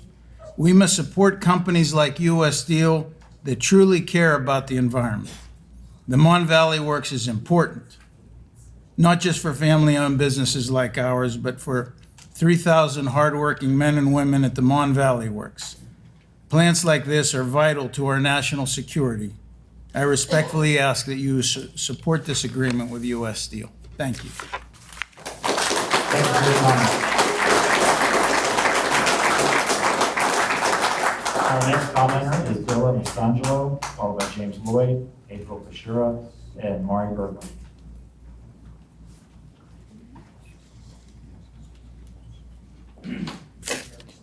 Hello, yes, I'm Dilla Mastrangelo, and I live in Allegheny County. So I've been listening here, and I just want to say I work in the sector of health and wellness in the Pittsburgh area. And in our work, when we have scientific advances, studies, and knowledge, we work to prevent disease and further, I'd say, physical limitations. But when I hear about the settlement agreement and the community fund, I'm concerned that we're first allowing the pollution to create disease and to create difficulty and poor conditions, poor living rates, I'd say quality of living here. And then after that, then we slap a fine and then leave it to the community to figure out how they're going to allocate funds and how they're going to allocate power to then deal with what pollution, the problems they've been dealing with. So I just want to say one more thing. And this we all know, that we have unusually high levels of pollutants such as, but not limited to, sulfur dioxide, PM2, and benzene here. As we know, and you know, these are pollutants that are regulated by the Clean Air Act because at high concentrations, they can affect breathing as well as aggravate respiratory and cardiovascular diseases. The Environmental Protection Agency considers benzene a Group A known carcinogen. It therefore disturbs me greatly when I read an article in the Post-Gazette that reports that a U.S. Steel representative officially denies that exposure to airborne particulate matter, a federal criteria pollutant listed in the Clean Air Act, it denies that any amount necessary causes, contributes to, or is linked to health effects.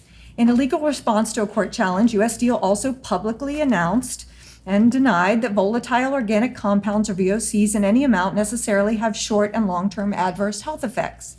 U.S. Steel also denies that benzene exposure at any amount necessarily causes, contributes to, or is linked to cancer or neurological harm. These were in a document, I guess a legal brief in response to another lawsuit. The stories of the people living in and around Clairton challenge the validity of U.S. Steel's denials, and I'm here to lend support for those here whose impact on their quality of life and ability to breathe clean air is adversely impacted by the industrial practices of the very corporations that you oversee. I urge you to open your minds and hearts to take their complaints seriously and act swiftly and decisively to reduce their exposure to these high levels of pollution. Word on the street is that the fixes contained in settlement agreement will not make much difference, and though there are provisions to pass these collected fines onto the community, that won't ultimately restore their health. Won't restore their health as effectively as enforcing in the strongest way possible legal pollution limits. So I thank you for your effort and willingness to hold this public forum. I encourage each one of you to be the heroes of the story of how Pittsburgh cleaned up its air pollution problem for the health and well-being of its current residents, as well as the children of the next generation who may want to stay, live, and work here in the future. Thank you. Thank you for your comment. Our next commenter is James Lloyd, followed by April Kashura, Mari Bergwin, and Scott Cameron. April, are you here? I'm sorry, James, are you here?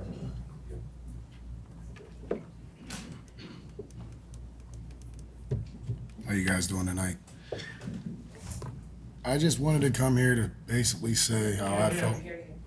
I came here tonight just to basically express my opinions on the agreement. I worked for U.S. Steel almost 13 years. I grew up in Clairton. I graduated in Clairton. I now live in Port View. I'm 37 years old. I have a family of 3 children and a wife.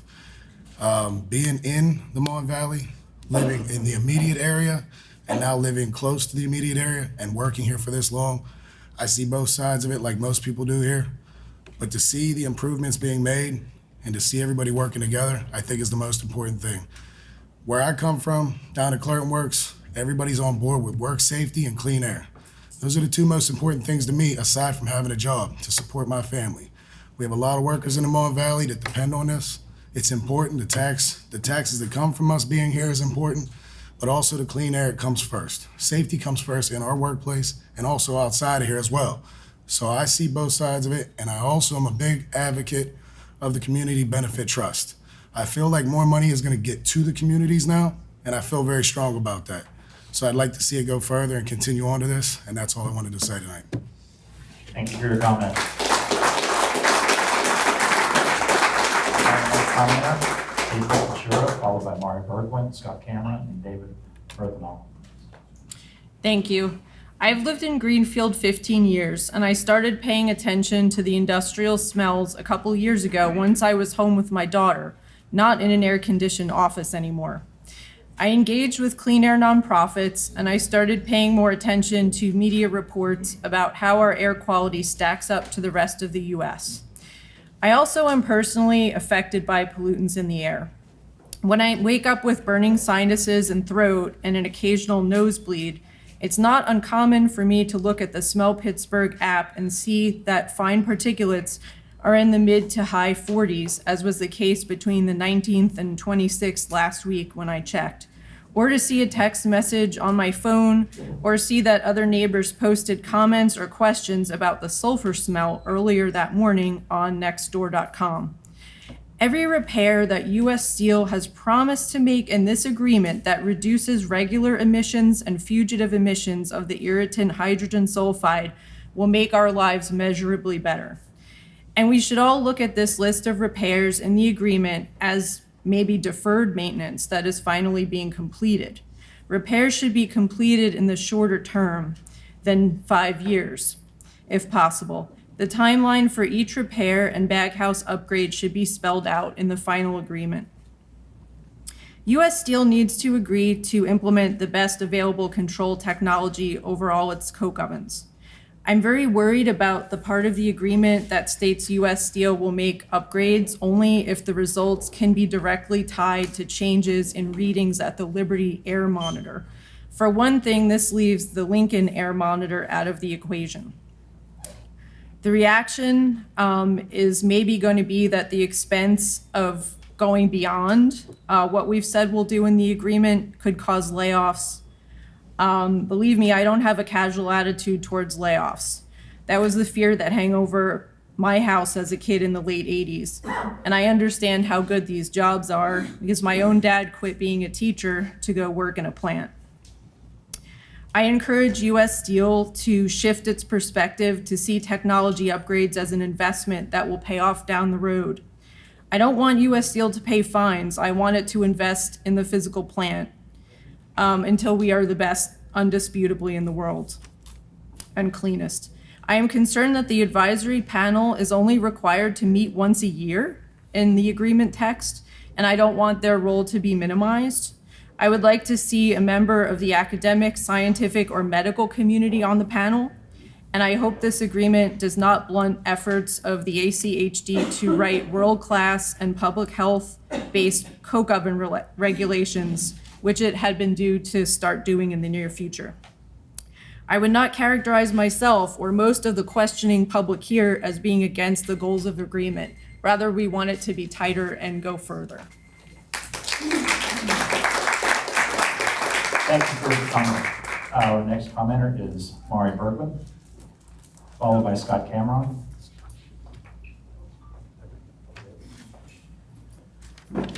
Good evening. I'd like to thank Allegheny County Health Department, County Council, the Clairton City, Mayor Lattanzi, and U.S. Steel. As president of the Montauk Area Chamber of Commerce, I am speaking to express our support for the agreement reached between U.S. Steel and Allegheny County Health Department. On behalf of our members, we believe this agreement will effectively address the matters raised by the Health Department while also ensuring that U.S. Steel Clairton Coke Plant will be fairly regulated moving forward.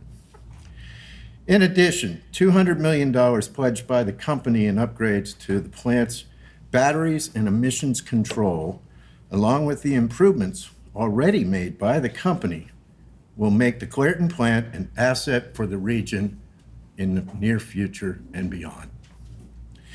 The recent announcement of the investment of more than $1 billion in new technologically advanced sustainable steelmaking process and new cogeneration facility will help to secure the Mon Valley Works' future. It will continue to be one of the region's most important employers. The Montauk Area Chamber of Commerce's primary collaborator for business growth, professional development, and charitable giving in the Mon Valley. Today, we represent over 300 members in 36 communities in the Mon Valley, from Elizabeth to Homestead, including Clairton and Braddock. Our mission is simple and effective: sustaining and expanding the region's prosperity by uniting business, education, and community. Like U.S. Steel, our organization also has a strong commitment to the environment and to providing good paying jobs in the Pittsburgh region. This agreement deserves strong support of the county health department and the county leaders. I have submitted a copy of my letter of support, and I thank you. Thank you for your comment. Our next commenter is Scott Cameron, followed by David Berthenall and Matt Mahal. Good evening. My name is Scott Cameron. I am proud to say I work at United States Steel. For the past 14 years, I have worked there. It has given me an opportunity to send my 2 children through college. For the past 9 years, I worked at one control room. My job title was a faucet attendant, and our top goal is environmental. My boss's top goal are environmental. I was born and raised in Clarion. I resided in Clarion for 43 years. I moved to Port View 3 years ago. I support this U.S. Steel agreement with the health department because it will benefit the community and it will protect the place where I work. Thank you. Thank you for your comment. Our next commenter is David Berthenall, followed by Matt Halleck and Howard M. Reiger. I'm here because the U.S. Steel plant affects my health. When the air is bad, it gets into my bedroom and makes it hard to sleep. The morning air smells like sulfur. This affects all of Pittsburgh. Why is this relegated to such a small room? U.S. Steel has a long history of air pollution. They have paid fines totaling more than $4 million in enforcement actions from 2007 to the first quarter of 2019 for exceeding emissions limits. Part of the settlement agreement allows U.S. to admit no wrongdoing despite the long history of violations resulting in millions in dollars in fines. Generally speaking, the first step to correcting a problem is to admit there is one in the first place. The settlement is a legally binding agreement, but leaves several unknowns that can be interpreted in ways that benefit U.S. Steel and degrade public health. The agreement proposes an advisory panel, but gives them zero authority, no defined role, and no details for addressing the panel's findings and concerns. It does not include any members of the scientific community. The agreement names communities that are beneficiaries of the trust, but didn't define the parties that could propose projects or seek benefits. In Section 712, it states U.S. Steel won't challenge new roles or coke battery limits based on technical feasibility. Does this mean it's based on their old equipment or what is technically possible? Since it's an old plant, can U.S. Steel just claim any new rule isn't technically feasible? Our city suffers from frequent weather inversions that trap pollution at ground level. There is no mention of limiting plant output during these highly predictable weather events. U.S. Steel is a major source of PM 2.5 pollution. PM 2.5 are microscopic pollution particles small enough to get into the bloodstream. They cause heart attack and stroke. As private citizens, we have the tools to see PM 2.5 pollution levels. CMU's RAMP project shows it, purple air monitors located all over the city show it, and the Liberty and Lincoln monitors show it. This is all publicly accessible data. In Section 712C, the agreement relies on enacting more stringent pollution limits to the readings of one single monitor, the Liberty monitor. All of us have the right to clean air. U.S. Steel should not have the right to pollute our region when there are newer technology in use in Sweden and Europe. For a corporation that has contested and appealed every single order to end their pollution, this agreement leaves too much room for U.S. Steel to fight existing pollution standards and prevent new ones.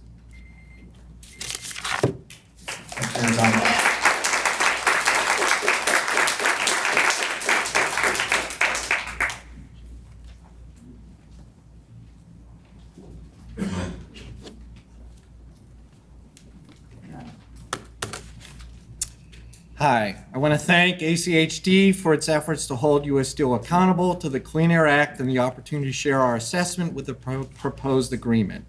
These comments are on behalf of the Breathe Project and 12 other regional community health organizations that have signed on. We support the fact that U.S. Steel must repair and upgrade some portions of the Clarion Coke Works. You've heard here tonight a pledge of $200 million. We think that number should be inked into the deal so that that can't be backed out later on. These repairs will likely reduce some air emissions from the plant. We generally support the concept of allocating penalty money so they are used for projects to improve health.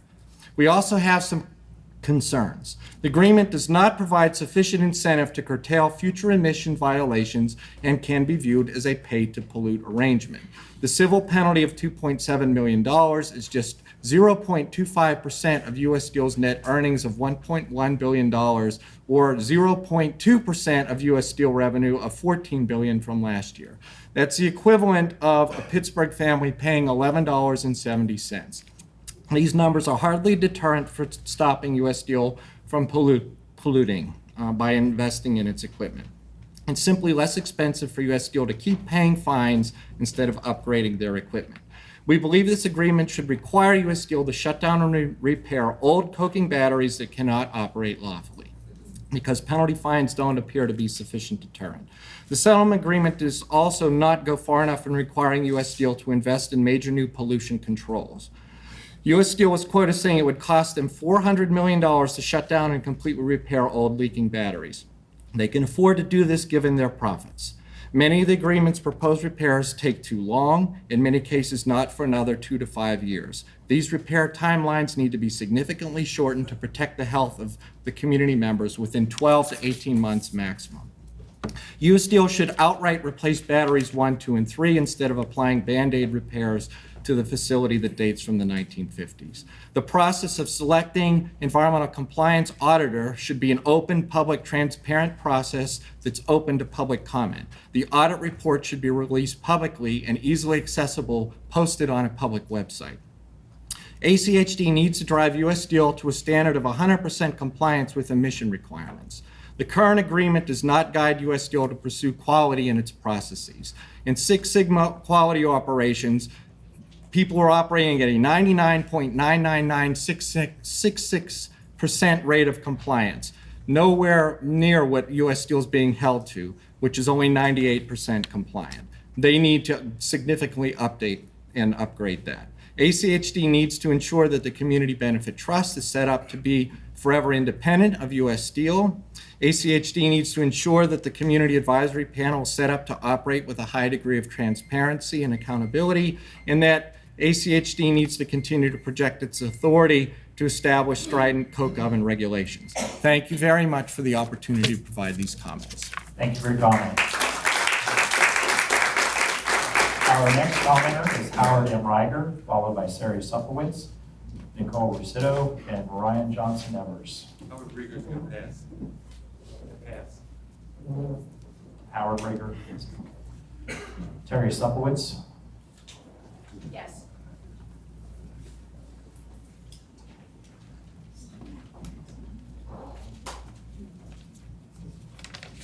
Hi, I'm Terry Supplewitz, and I live in Allegheny County.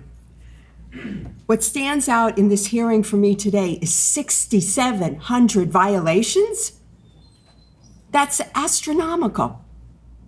If I get one speeding ticket or a parking ticket, a couple of speeding tickets, cops are going to be at my door. 6,700. That's a sham. I do not support this agreement, and it is a sham. The Allegheny County Health Department, ACHD's mission is to protect, promote, and preserve the health and well-being of all Allegheny County residents, particularly the most vulnerable. This includes protecting the population from harmful effects of chemical, biological, and physical hazards within the environment. Clarion Coke Works. Nowhere does the mission statement talk about protecting the economy, jobs, or U.S. Steel. And I want to say, I want these guys to be able to work. I want them to have good jobs. U.S. Steel doesn't care about them. U.S. Steel doesn't care about the residents. U.S. Steel only cares about the bottom line. But at this point, ACHD, all they're doing is coddling U.S. Steel at the expense of the residents. The current agreement between U.S. Steel and ACHD follows decades of similar agreements intending to resolve emission issues at the Clarion Coke Works, but failed. Coke batteries that were slated to be closed in prior settlement agreements are still operating. ACHD cannot assure the affected communities that agreements alone will get Clarion Coke into compliance. Clearly, they are not now in compliance, and they have not been for years. And who suffers? The residents from harmful effects of chemical hazards in the environment. Why are we even having this hearing? The current agreement has been in effect for a month. It is a done deal, a bad deal for the residents of Allegheny County. In effect, the hearing is a sham. U.S. Steel certainly doesn't care about the residents. The only thing they care about is their bottom line. And the truth is, ACHD doesn't care about the residents either. This is a wonderful deal for U.S. Steel and nothing for the residents. U.S. Steel gets to pay themselves, in effect, $2 million or so, a drop in the bucket, to do with what they want. Just an example, U.S. Steel made $369 billion in the fourth quarter of 2018. That was B as in boy and billion. As I said, a drop in a bucket. It is time the Allegheny County Health Department did the right thing, made steel pay, U.S. Steel pay, not just a slap on the wrist.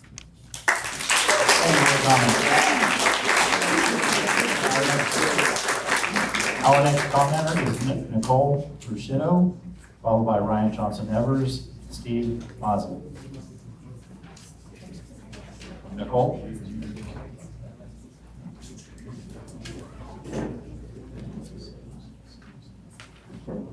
Okay. What's that? Is there Nichole here? Okay. Ryan Johnson-Evers.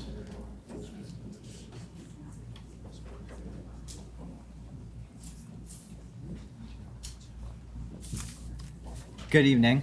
My name is Ryan Johnson-Evers, and I'm here tonight Thank you.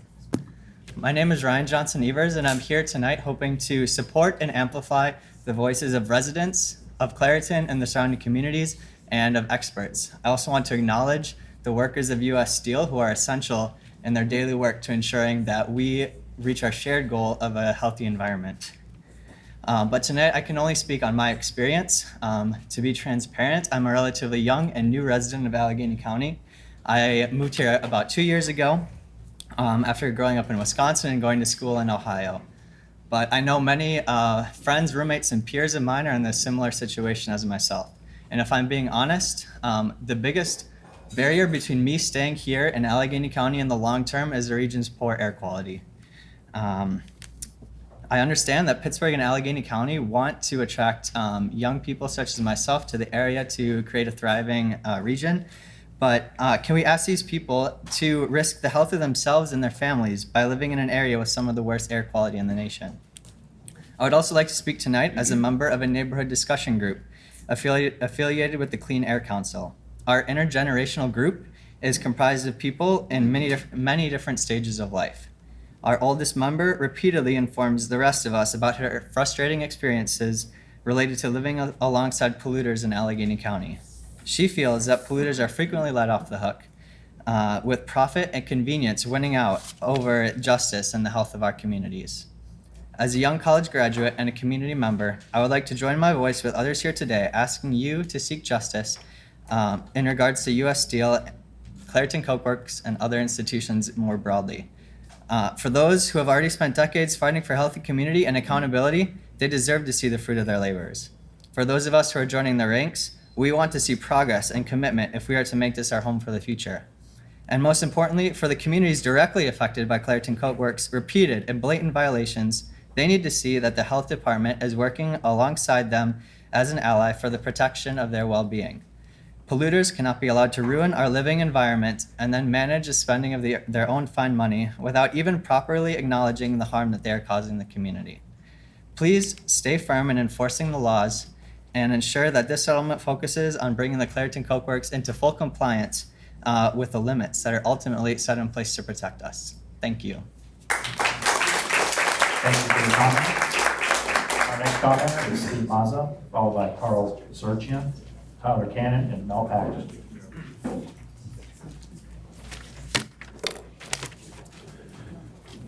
Ready? Good evening. Good evening. My name is Steve Mazza, and I'm a proud member and council representative for the Keystone Mountain Lakes Regional Council of Carpenters. This agreement, as well as the $1 billion in planned investment by U.S. Steel, will keep jobs in our community, as well as add construction jobs to our community and keep a union way of life. I now will read a letter from our EST, William Sproles. As a leader of one of the largest unionized regional workforces in the country and proud representative of over 5,400 Western Pennsylvania members of the Keystone Mountain Lakes Regional Council of Carpenters, I want to commend you and your office for your ongoing vigilance and commitment to protecting the health and welfare of our citizens, while also taking the time to advocate our support for U.S. Steel's settlement agreement with the County Health Department regarding the Clarion Coke plant. Our union supports the company's planned over $1 billion investment to upgrade its 3 Mon Valley facilities, including its endless casting and rolling facility at the Edgar Thompson plant, the first of its kind in the nation. U.S. Steel's Mon Valley Works employs an estimated 3,000 workers, and its operation has a collateral economic regional impact of over $4.6 billion annually. The approval of U.S. Steel's settlement agreement will also help to protect these 3,000 local jobs, while the $1.2 billion investment announced by the company will also generate over 800,000 man-hours for local building trades workers. That's an estimated 200 unionized tradespeople working full-time for 2 years, including members from my union, the Keystone Mountain Lakes Regional Council of Carpenters. Pennsylvania Lieutenant Governor John Fetterman urges that we balance the 3,000 or more jobs that these facilities support and our support for a clean environment that works for everybody. U.S. Steel's planned $1 billion upgrade does both by reducing emissions by 80% in nitrogen oxides and 50% in sulfur dioxide. Furthermore, this investment will help create lighter, safer, and more advanced high-strength steel, a necessary component in meeting fuel efficiency standards in the U.S. automotive industry. As I'm sure you know, Lieutenant Fetterman rejected the proposition from environmental groups that says U.S. Steel's planned $1 billion investment to upgrade the 3 Mon Valley Works facilities don't do enough to address the air quality concerns. We agree with Lieutenant Governor when he said, "I know U.S. Steel is committed that we all breathe the cleanest air that is compatible with preserving the union way of life for thousands and thousands of families. The greenest steel in the world will be produced in Mon Valley." A recent survey published by USA Today concluded that roughly half of the nation's business economists believe the U.S. economy will slip into a recession by the end of the year. Thank you. Thank you for your comments.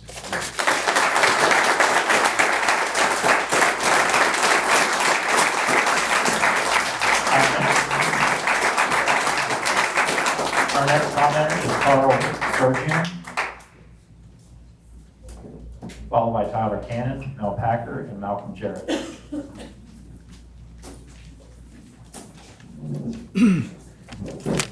Hi, excuse me. My name is Carl Sergian. I've lived in Portview and Liberty Borough all my life, 58 years. I've worked at the U.S. Steel Clarion plant in the chemical maintenance division for 24 plus years. This job's provided my family and myself with good benefits, good pay. I've raised my daughter, put her through college. The plant not only supports my family, but 1,200 other workers and their families, along with contractors from the trade unions, the truckers, the railroad, let alone the merchants that own the gas stations, the grocery stores, etc. I support this agreement for my family and all the other Mon Valley employees. Thank you. Thank you for your comments. Our next commenter is Tyler Cannon, followed by Mel Packer, Malcolm Jarrett, and Cindy Maxwell.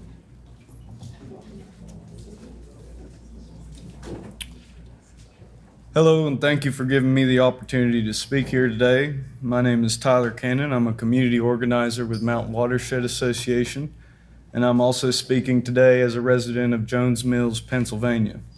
I'll keep my time brief. It is unacceptable for the health of any community to be sacrificed for the longevity of an industry. Any settlement that allows U.S. Steel to walk away without an explicit admission of guilt for what they have done to the community of Clairton is an injustice. The impact of U.S. Steel's operations extend far beyond this community. As I said, I live about 40 miles away in Jones Mill and the Laurel Highlands region. Around a half mile away from my home, the metallurgical coal that feeds U.S. Steel's coke ovens here in Clairton is extracted from the earth. The coal mine, known as the Rustic Ridge Deep Mine, just went into operation this year, and it is expected to have a footprint that is over 600 acres. U.S. Steel operations here in Clairton have created demand for the mining operation, which jeopardizes the health of our watershed, threatens communities with unprecedented flooding, and has already caused several residents to lose the water in their drinking water wells. We want community members from the Mon Valley to the Laurel Highlands to see the whole picture and unite in their understanding that there's no way for this industry to operate without harming the lives of nearby residents. Thank you. Our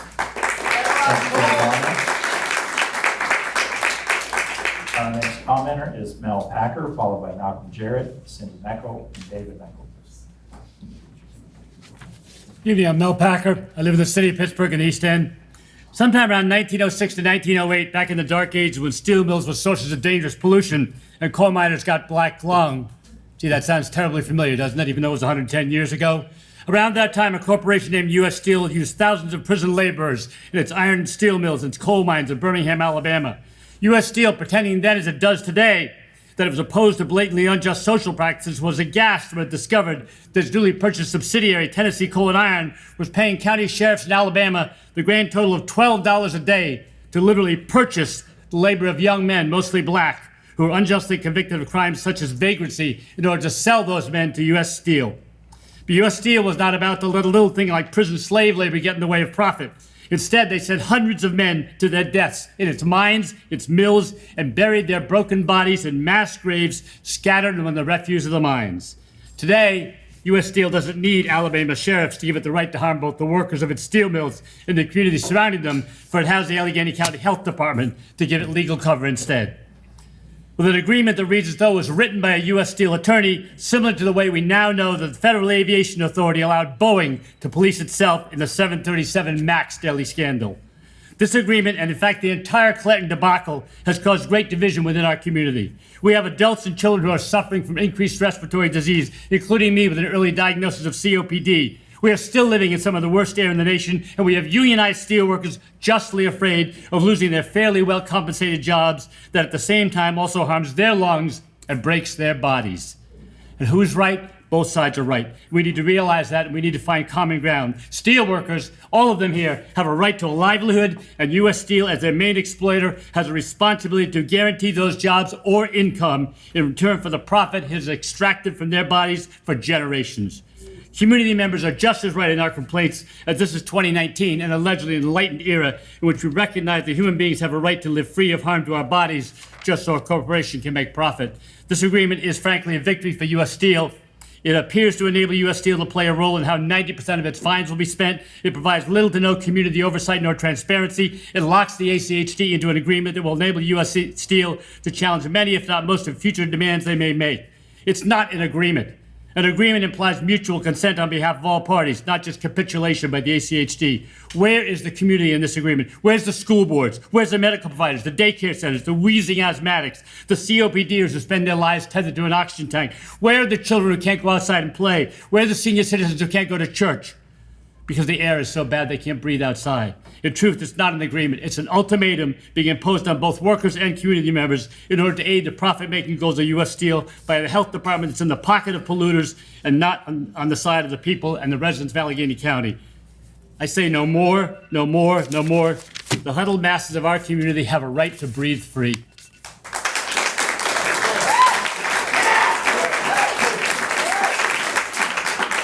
Thank you for your comment.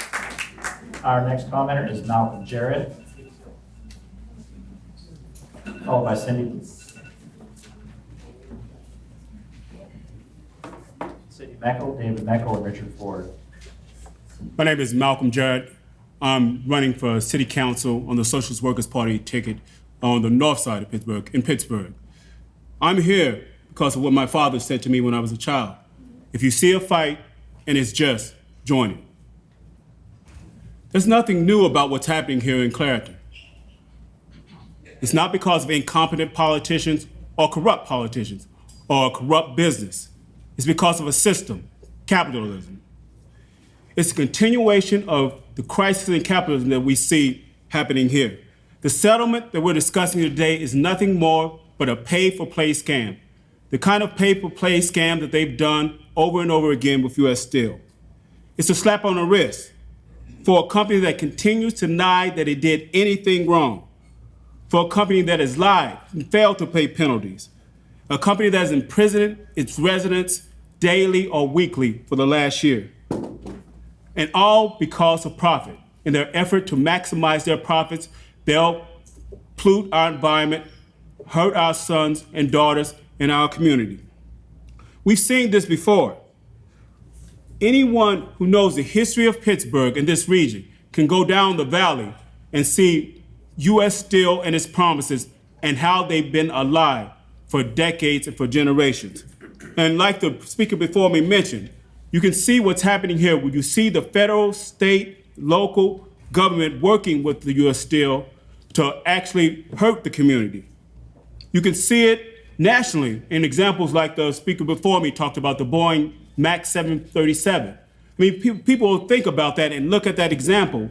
It's exactly what's happening here, where the FAA and Boeing work to certify this process step by step at the detriment of workers, not only in the factory, but workers who ported those planes.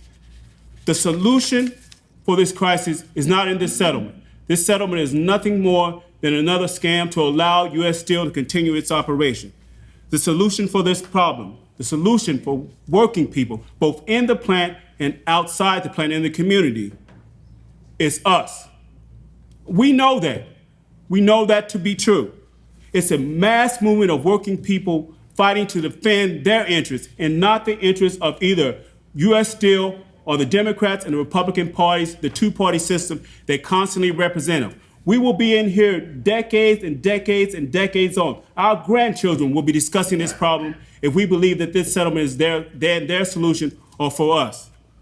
It's in organizing workers both in the plant and the community that we can find a solution, a mass movement, using union power not only to defend jobs in the plant, but defend working people, all working people.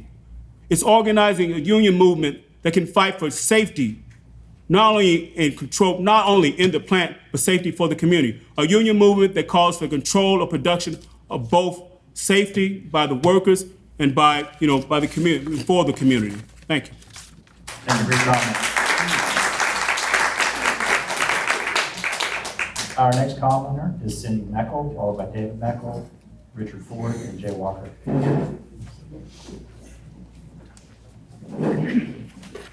Hi, my name is Cindy Meckel. I live in Glassport, one of the affected communities that are going to have, that are involved in this agreement.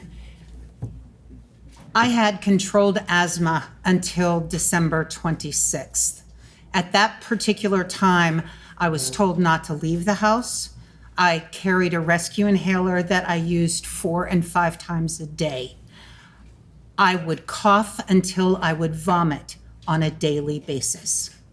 I came to the public hearing, I called U.S. Steel, I spoke to the plant manager directly, one-on-one. And he assured me that U.S. Steel cares about this community, that U.S. Steel is working with Allegheny Health Network, and that any affected person that had a pulmonary issue was welcome to go to this particular doctor at Allegheny General at no cost to them. That was a lie. My husband and I both made appointments. My insurance company was billed, not U.S. Steel. We paid for parking on 2 different occasions. And on the second time, the follow-up that was requested by the doctor, we paid again to park. We also paid for the prescriptions that were prescribed by this doctor to manage my healthcare crisis at the time. The concern I have about this agreement is that it shouldn't be, an agreement implies a give and take. This is not a give and take. This is an offer. And for those 5 impacted communities, how far is $2.4 million going to go? Why isn't it inked when they've committed $200 million to create a better air quality? Why isn't that in the agreement? And why, for God's sake, isn't it in the agreement to have some level of accountability that if you don't do it, we're going to hit you really hard? When they made all the money from the profits with the tariff changes last year, where's that money? If I sat here and listened to speaker after speaker talk about 30 years ago it was so bad and it's so much better now. Well, there isn't anybody in this room that if U.S. Steel would be paying 30-year-ago wages would be happy. It's not an either or, it's a both. And U.S. Steel has the economic ability to make that happen. Thank you. Our next commenter is David Nichole, followed by Councilman Richard Ford, Jay Walker, and Jackie Wade. Good evening. My name is David Nichole. I came to Glassport in 1989 after I retired of 24 years in the United States Marine Corps. I got out as a sergeant major, and I want to tell you that this is a game that you are playing, Health Department. We are people. We need to be protected, and you are not protecting us. This has been going on for 7 months. 7 months. I have to breathe funky air. 7 months, I have to wash down my house. I've washed down my house 4 times now because of their soot that sticks like glue. And if you let it go, it turns green. It's in my house. I don't have an air conditioner. I use a fan. And my walls are turning gray from all your little particulates that they say is cleaned up. They haven't cleaned up anything. I still got the same dirt, got the same funk, and you people are playing games. Let's get on the program and get them in line where they need to be. If they're going to continue to pollute the air, then they need to turn off their ovens. Simple as that. I'm done. Thank you. Thank you for your comment. Next commenter is Councilman Richard Ford, followed by Jay Walker, Jackie Wade, and J.E. McDonald. Good evening, everyone. My name is Richard L. Ford III. Presently, I am the Deputy Mayor of the City of Clarion, and this is my 4th term on City Council representing Ward 2. I am also a lifetime resident of the City of Clarion. With that being said, I will let you know that I have seen Clarion from many perspectives. In looking at this agreement between the Allegheny County Health Department and U.S. Steel, for the most part, I am in agreement with most of all the parts concerning U.S. Steel's desire to continue to make repairs in a timely fashion. But I am concerned as to whether this agreement will put limitations on the degree of severity of fines or punishment that Allegheny County Health Department could impose upon U.S. Steel if they don't meet this repair goals. I am in agreement with the limited number of communities that are represented in this agreement, but I am concerned as to how we divide $2.5 million. Could it be by population? Could it be by proximity of the plant? Could it be equal? How do you divide those monies? I do not agree with the money only being permitted to be spent on supplementary projects. I do not know how much our citizens know about supplementary projects or the clean air projects. But in a nutshell, it's basically good, meaning projects that have to do with better health and clean air. But there's limitations on those things, such as a grocery store or something that our community might really need. From my perspective, I feel that if you want to make a direct impact on the communities, we should be permitted to spend this money on our communities that whatever we need most. U.S. Steel was fined for making the air dirty. U.S. Steel should be made to make the air clean as far as they're concerned. As far as who should be permitted to request monies, I feel that the distribution should be directed to the city or borough, and the leaders and their citizens together should decide how the money should be spent. I really like to thank Clean Air and Gas for the work that they have done as thus far in the surrounding communities. I would request that they would do an informational output on clean air projects and supplementary projects to let the communities know what these projects are and how limited they are. According to these projects, we are not allowed to do things like recreation center, grocery store. It must be something for the air. The air definitely needs to be clean, but we need to be able to do other things that our communities need. Thank you very much. Thank you for your comment. Our next commenter is Jay Walker, followed by Jackie Wade, Jason McDonald.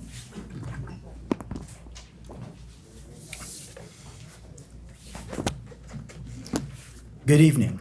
My name is Jay Walker, and I'm a community organizer with Clean Air Council, a nonprofit environmental health organization with offices in Philadelphia, Pittsburgh, and Wilmington.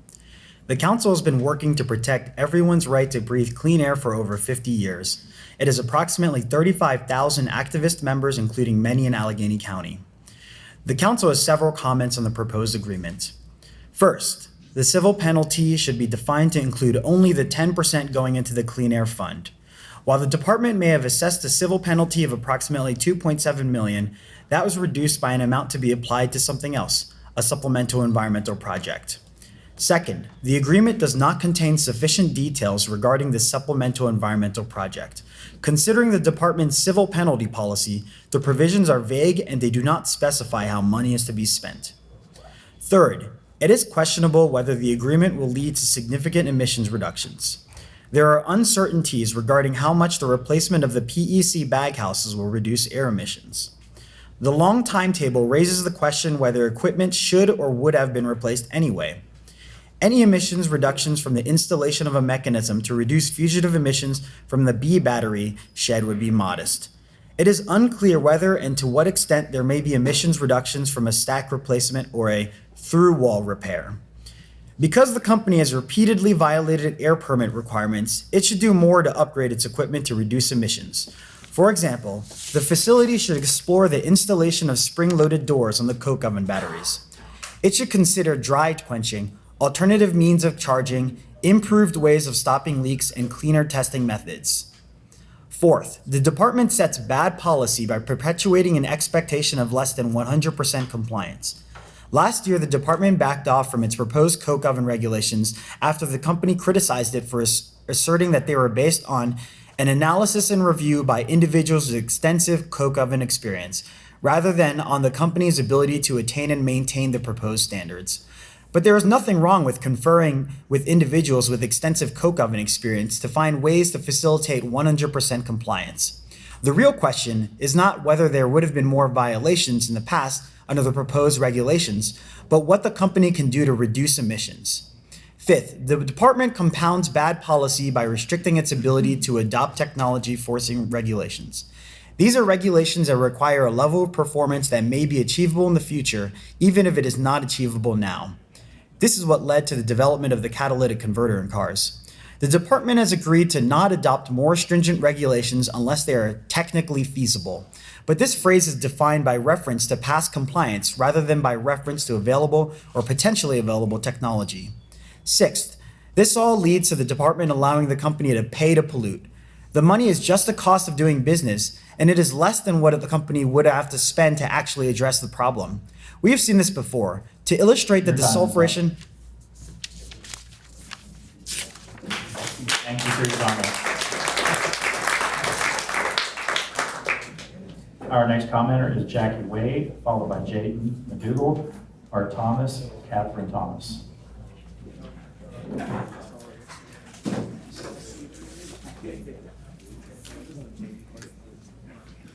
Good evening. I'm going to keep this as short as possible. I'm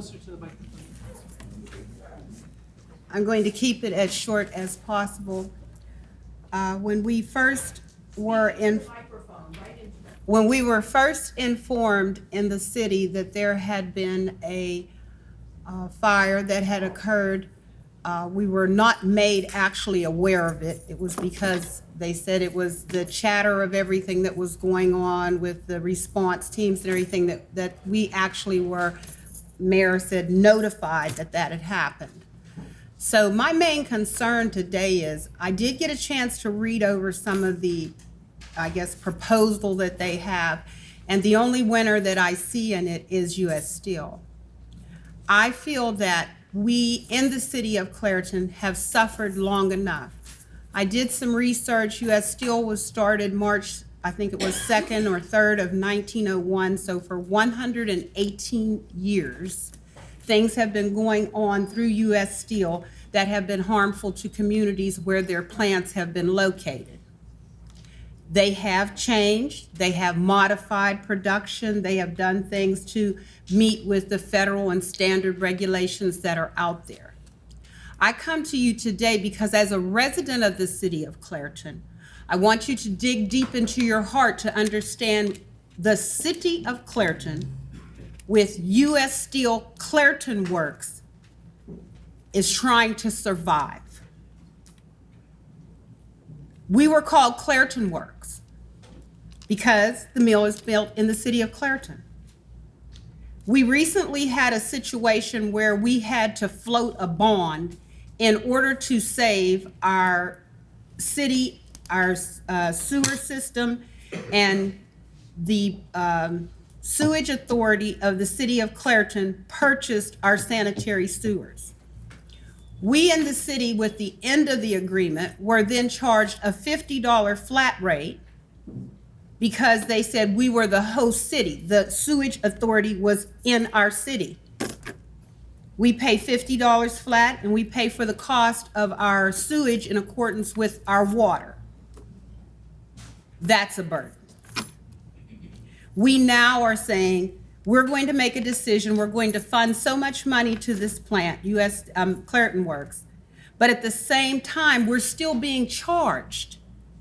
We are the host city.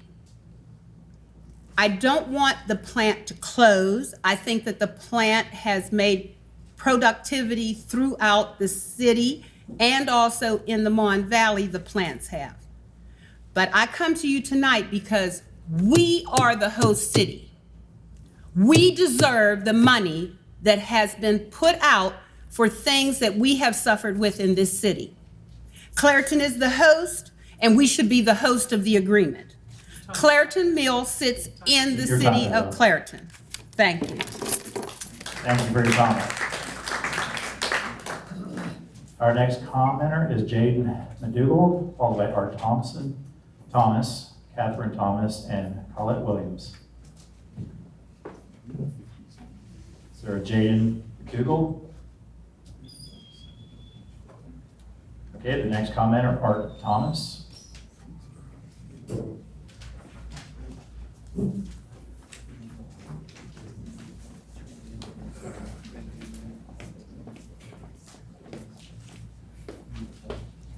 Hello, my name is Art Thomas. Been a resident of Clairton for over 70 years. I'm glad to see the people from the Allegheny County Health Department finally make it down here. Okay, now I've worked for U.S. Steel for 36 years. I'm retired from U.S. Steel. 20 of those years I spent on union safety for U.S. Steel. Okay, I noticed that Well, you guys are probably used to dealing with U.S. Steel. You know you have a very slippy type organization you're dealing with.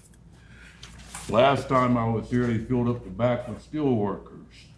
People in Clarion didn't even have room to sit down. Now I see they got carpenters or somebody back there this time. Also noticed that most of the big time managers for U.S. Steel, seems like they left already, okay? But thing of it is, okay, if I burn garbage, leaves, papers, or something in my yard, I better throw a potato or something on top of it. Otherwise, somebody's gonna come around and tell me I gotta open fire and give me a fine. Now, U.S. Steel's been running U.S. Steel out of compliance since I can remember, and I've been here 70 years. Yet nobody's told them to put the fire out or give them a substantial fine. If I gotta pay a $35 fine out of my pocket, that is money to me. $1 million is nothing to U.S. Steel. When they're dealing with billions of dollars, it's nothing to them. And this is like, being in here right now today is just like going to a class reunion. When you get my age and you go to a class reunion, especially if you're from Clarion, you'll notice there is not too many people from Clarion there. And you look around the room, just like I'm looking around the room now, I don't see too many people from Clarion in here today, okay? When you think about it, most of the people that move from out of town, California, Texas, Florida, wherever, they're here, back here for class reunion, they're healthy, and you start looking at the list of people that have died from the city of Clarion. When Dr. Gentile gets up and tell you about the number of children that have been affected, I understand when she first came here, it's supposed to have been the highest rate of asthma and stuff she's ever seen in her life. And she's been in the business for a while. This is affecting the people of Clarion, and the people of Clarion need to be paid. Not the city, the people of Clarion. I have to pay, my wife has sarcoidosis, okay? This is directly caused by coal tar fumes. By the way, my wife is supposed to speak next. Can I take her place? Okay? Your time is up. Well, can I have hers now? I can't have hers? Okay. You guys, enjoy your dinners with U.S. Steel. Thank you for your comment. Our next speaker is Colette Williams, and our final speaker.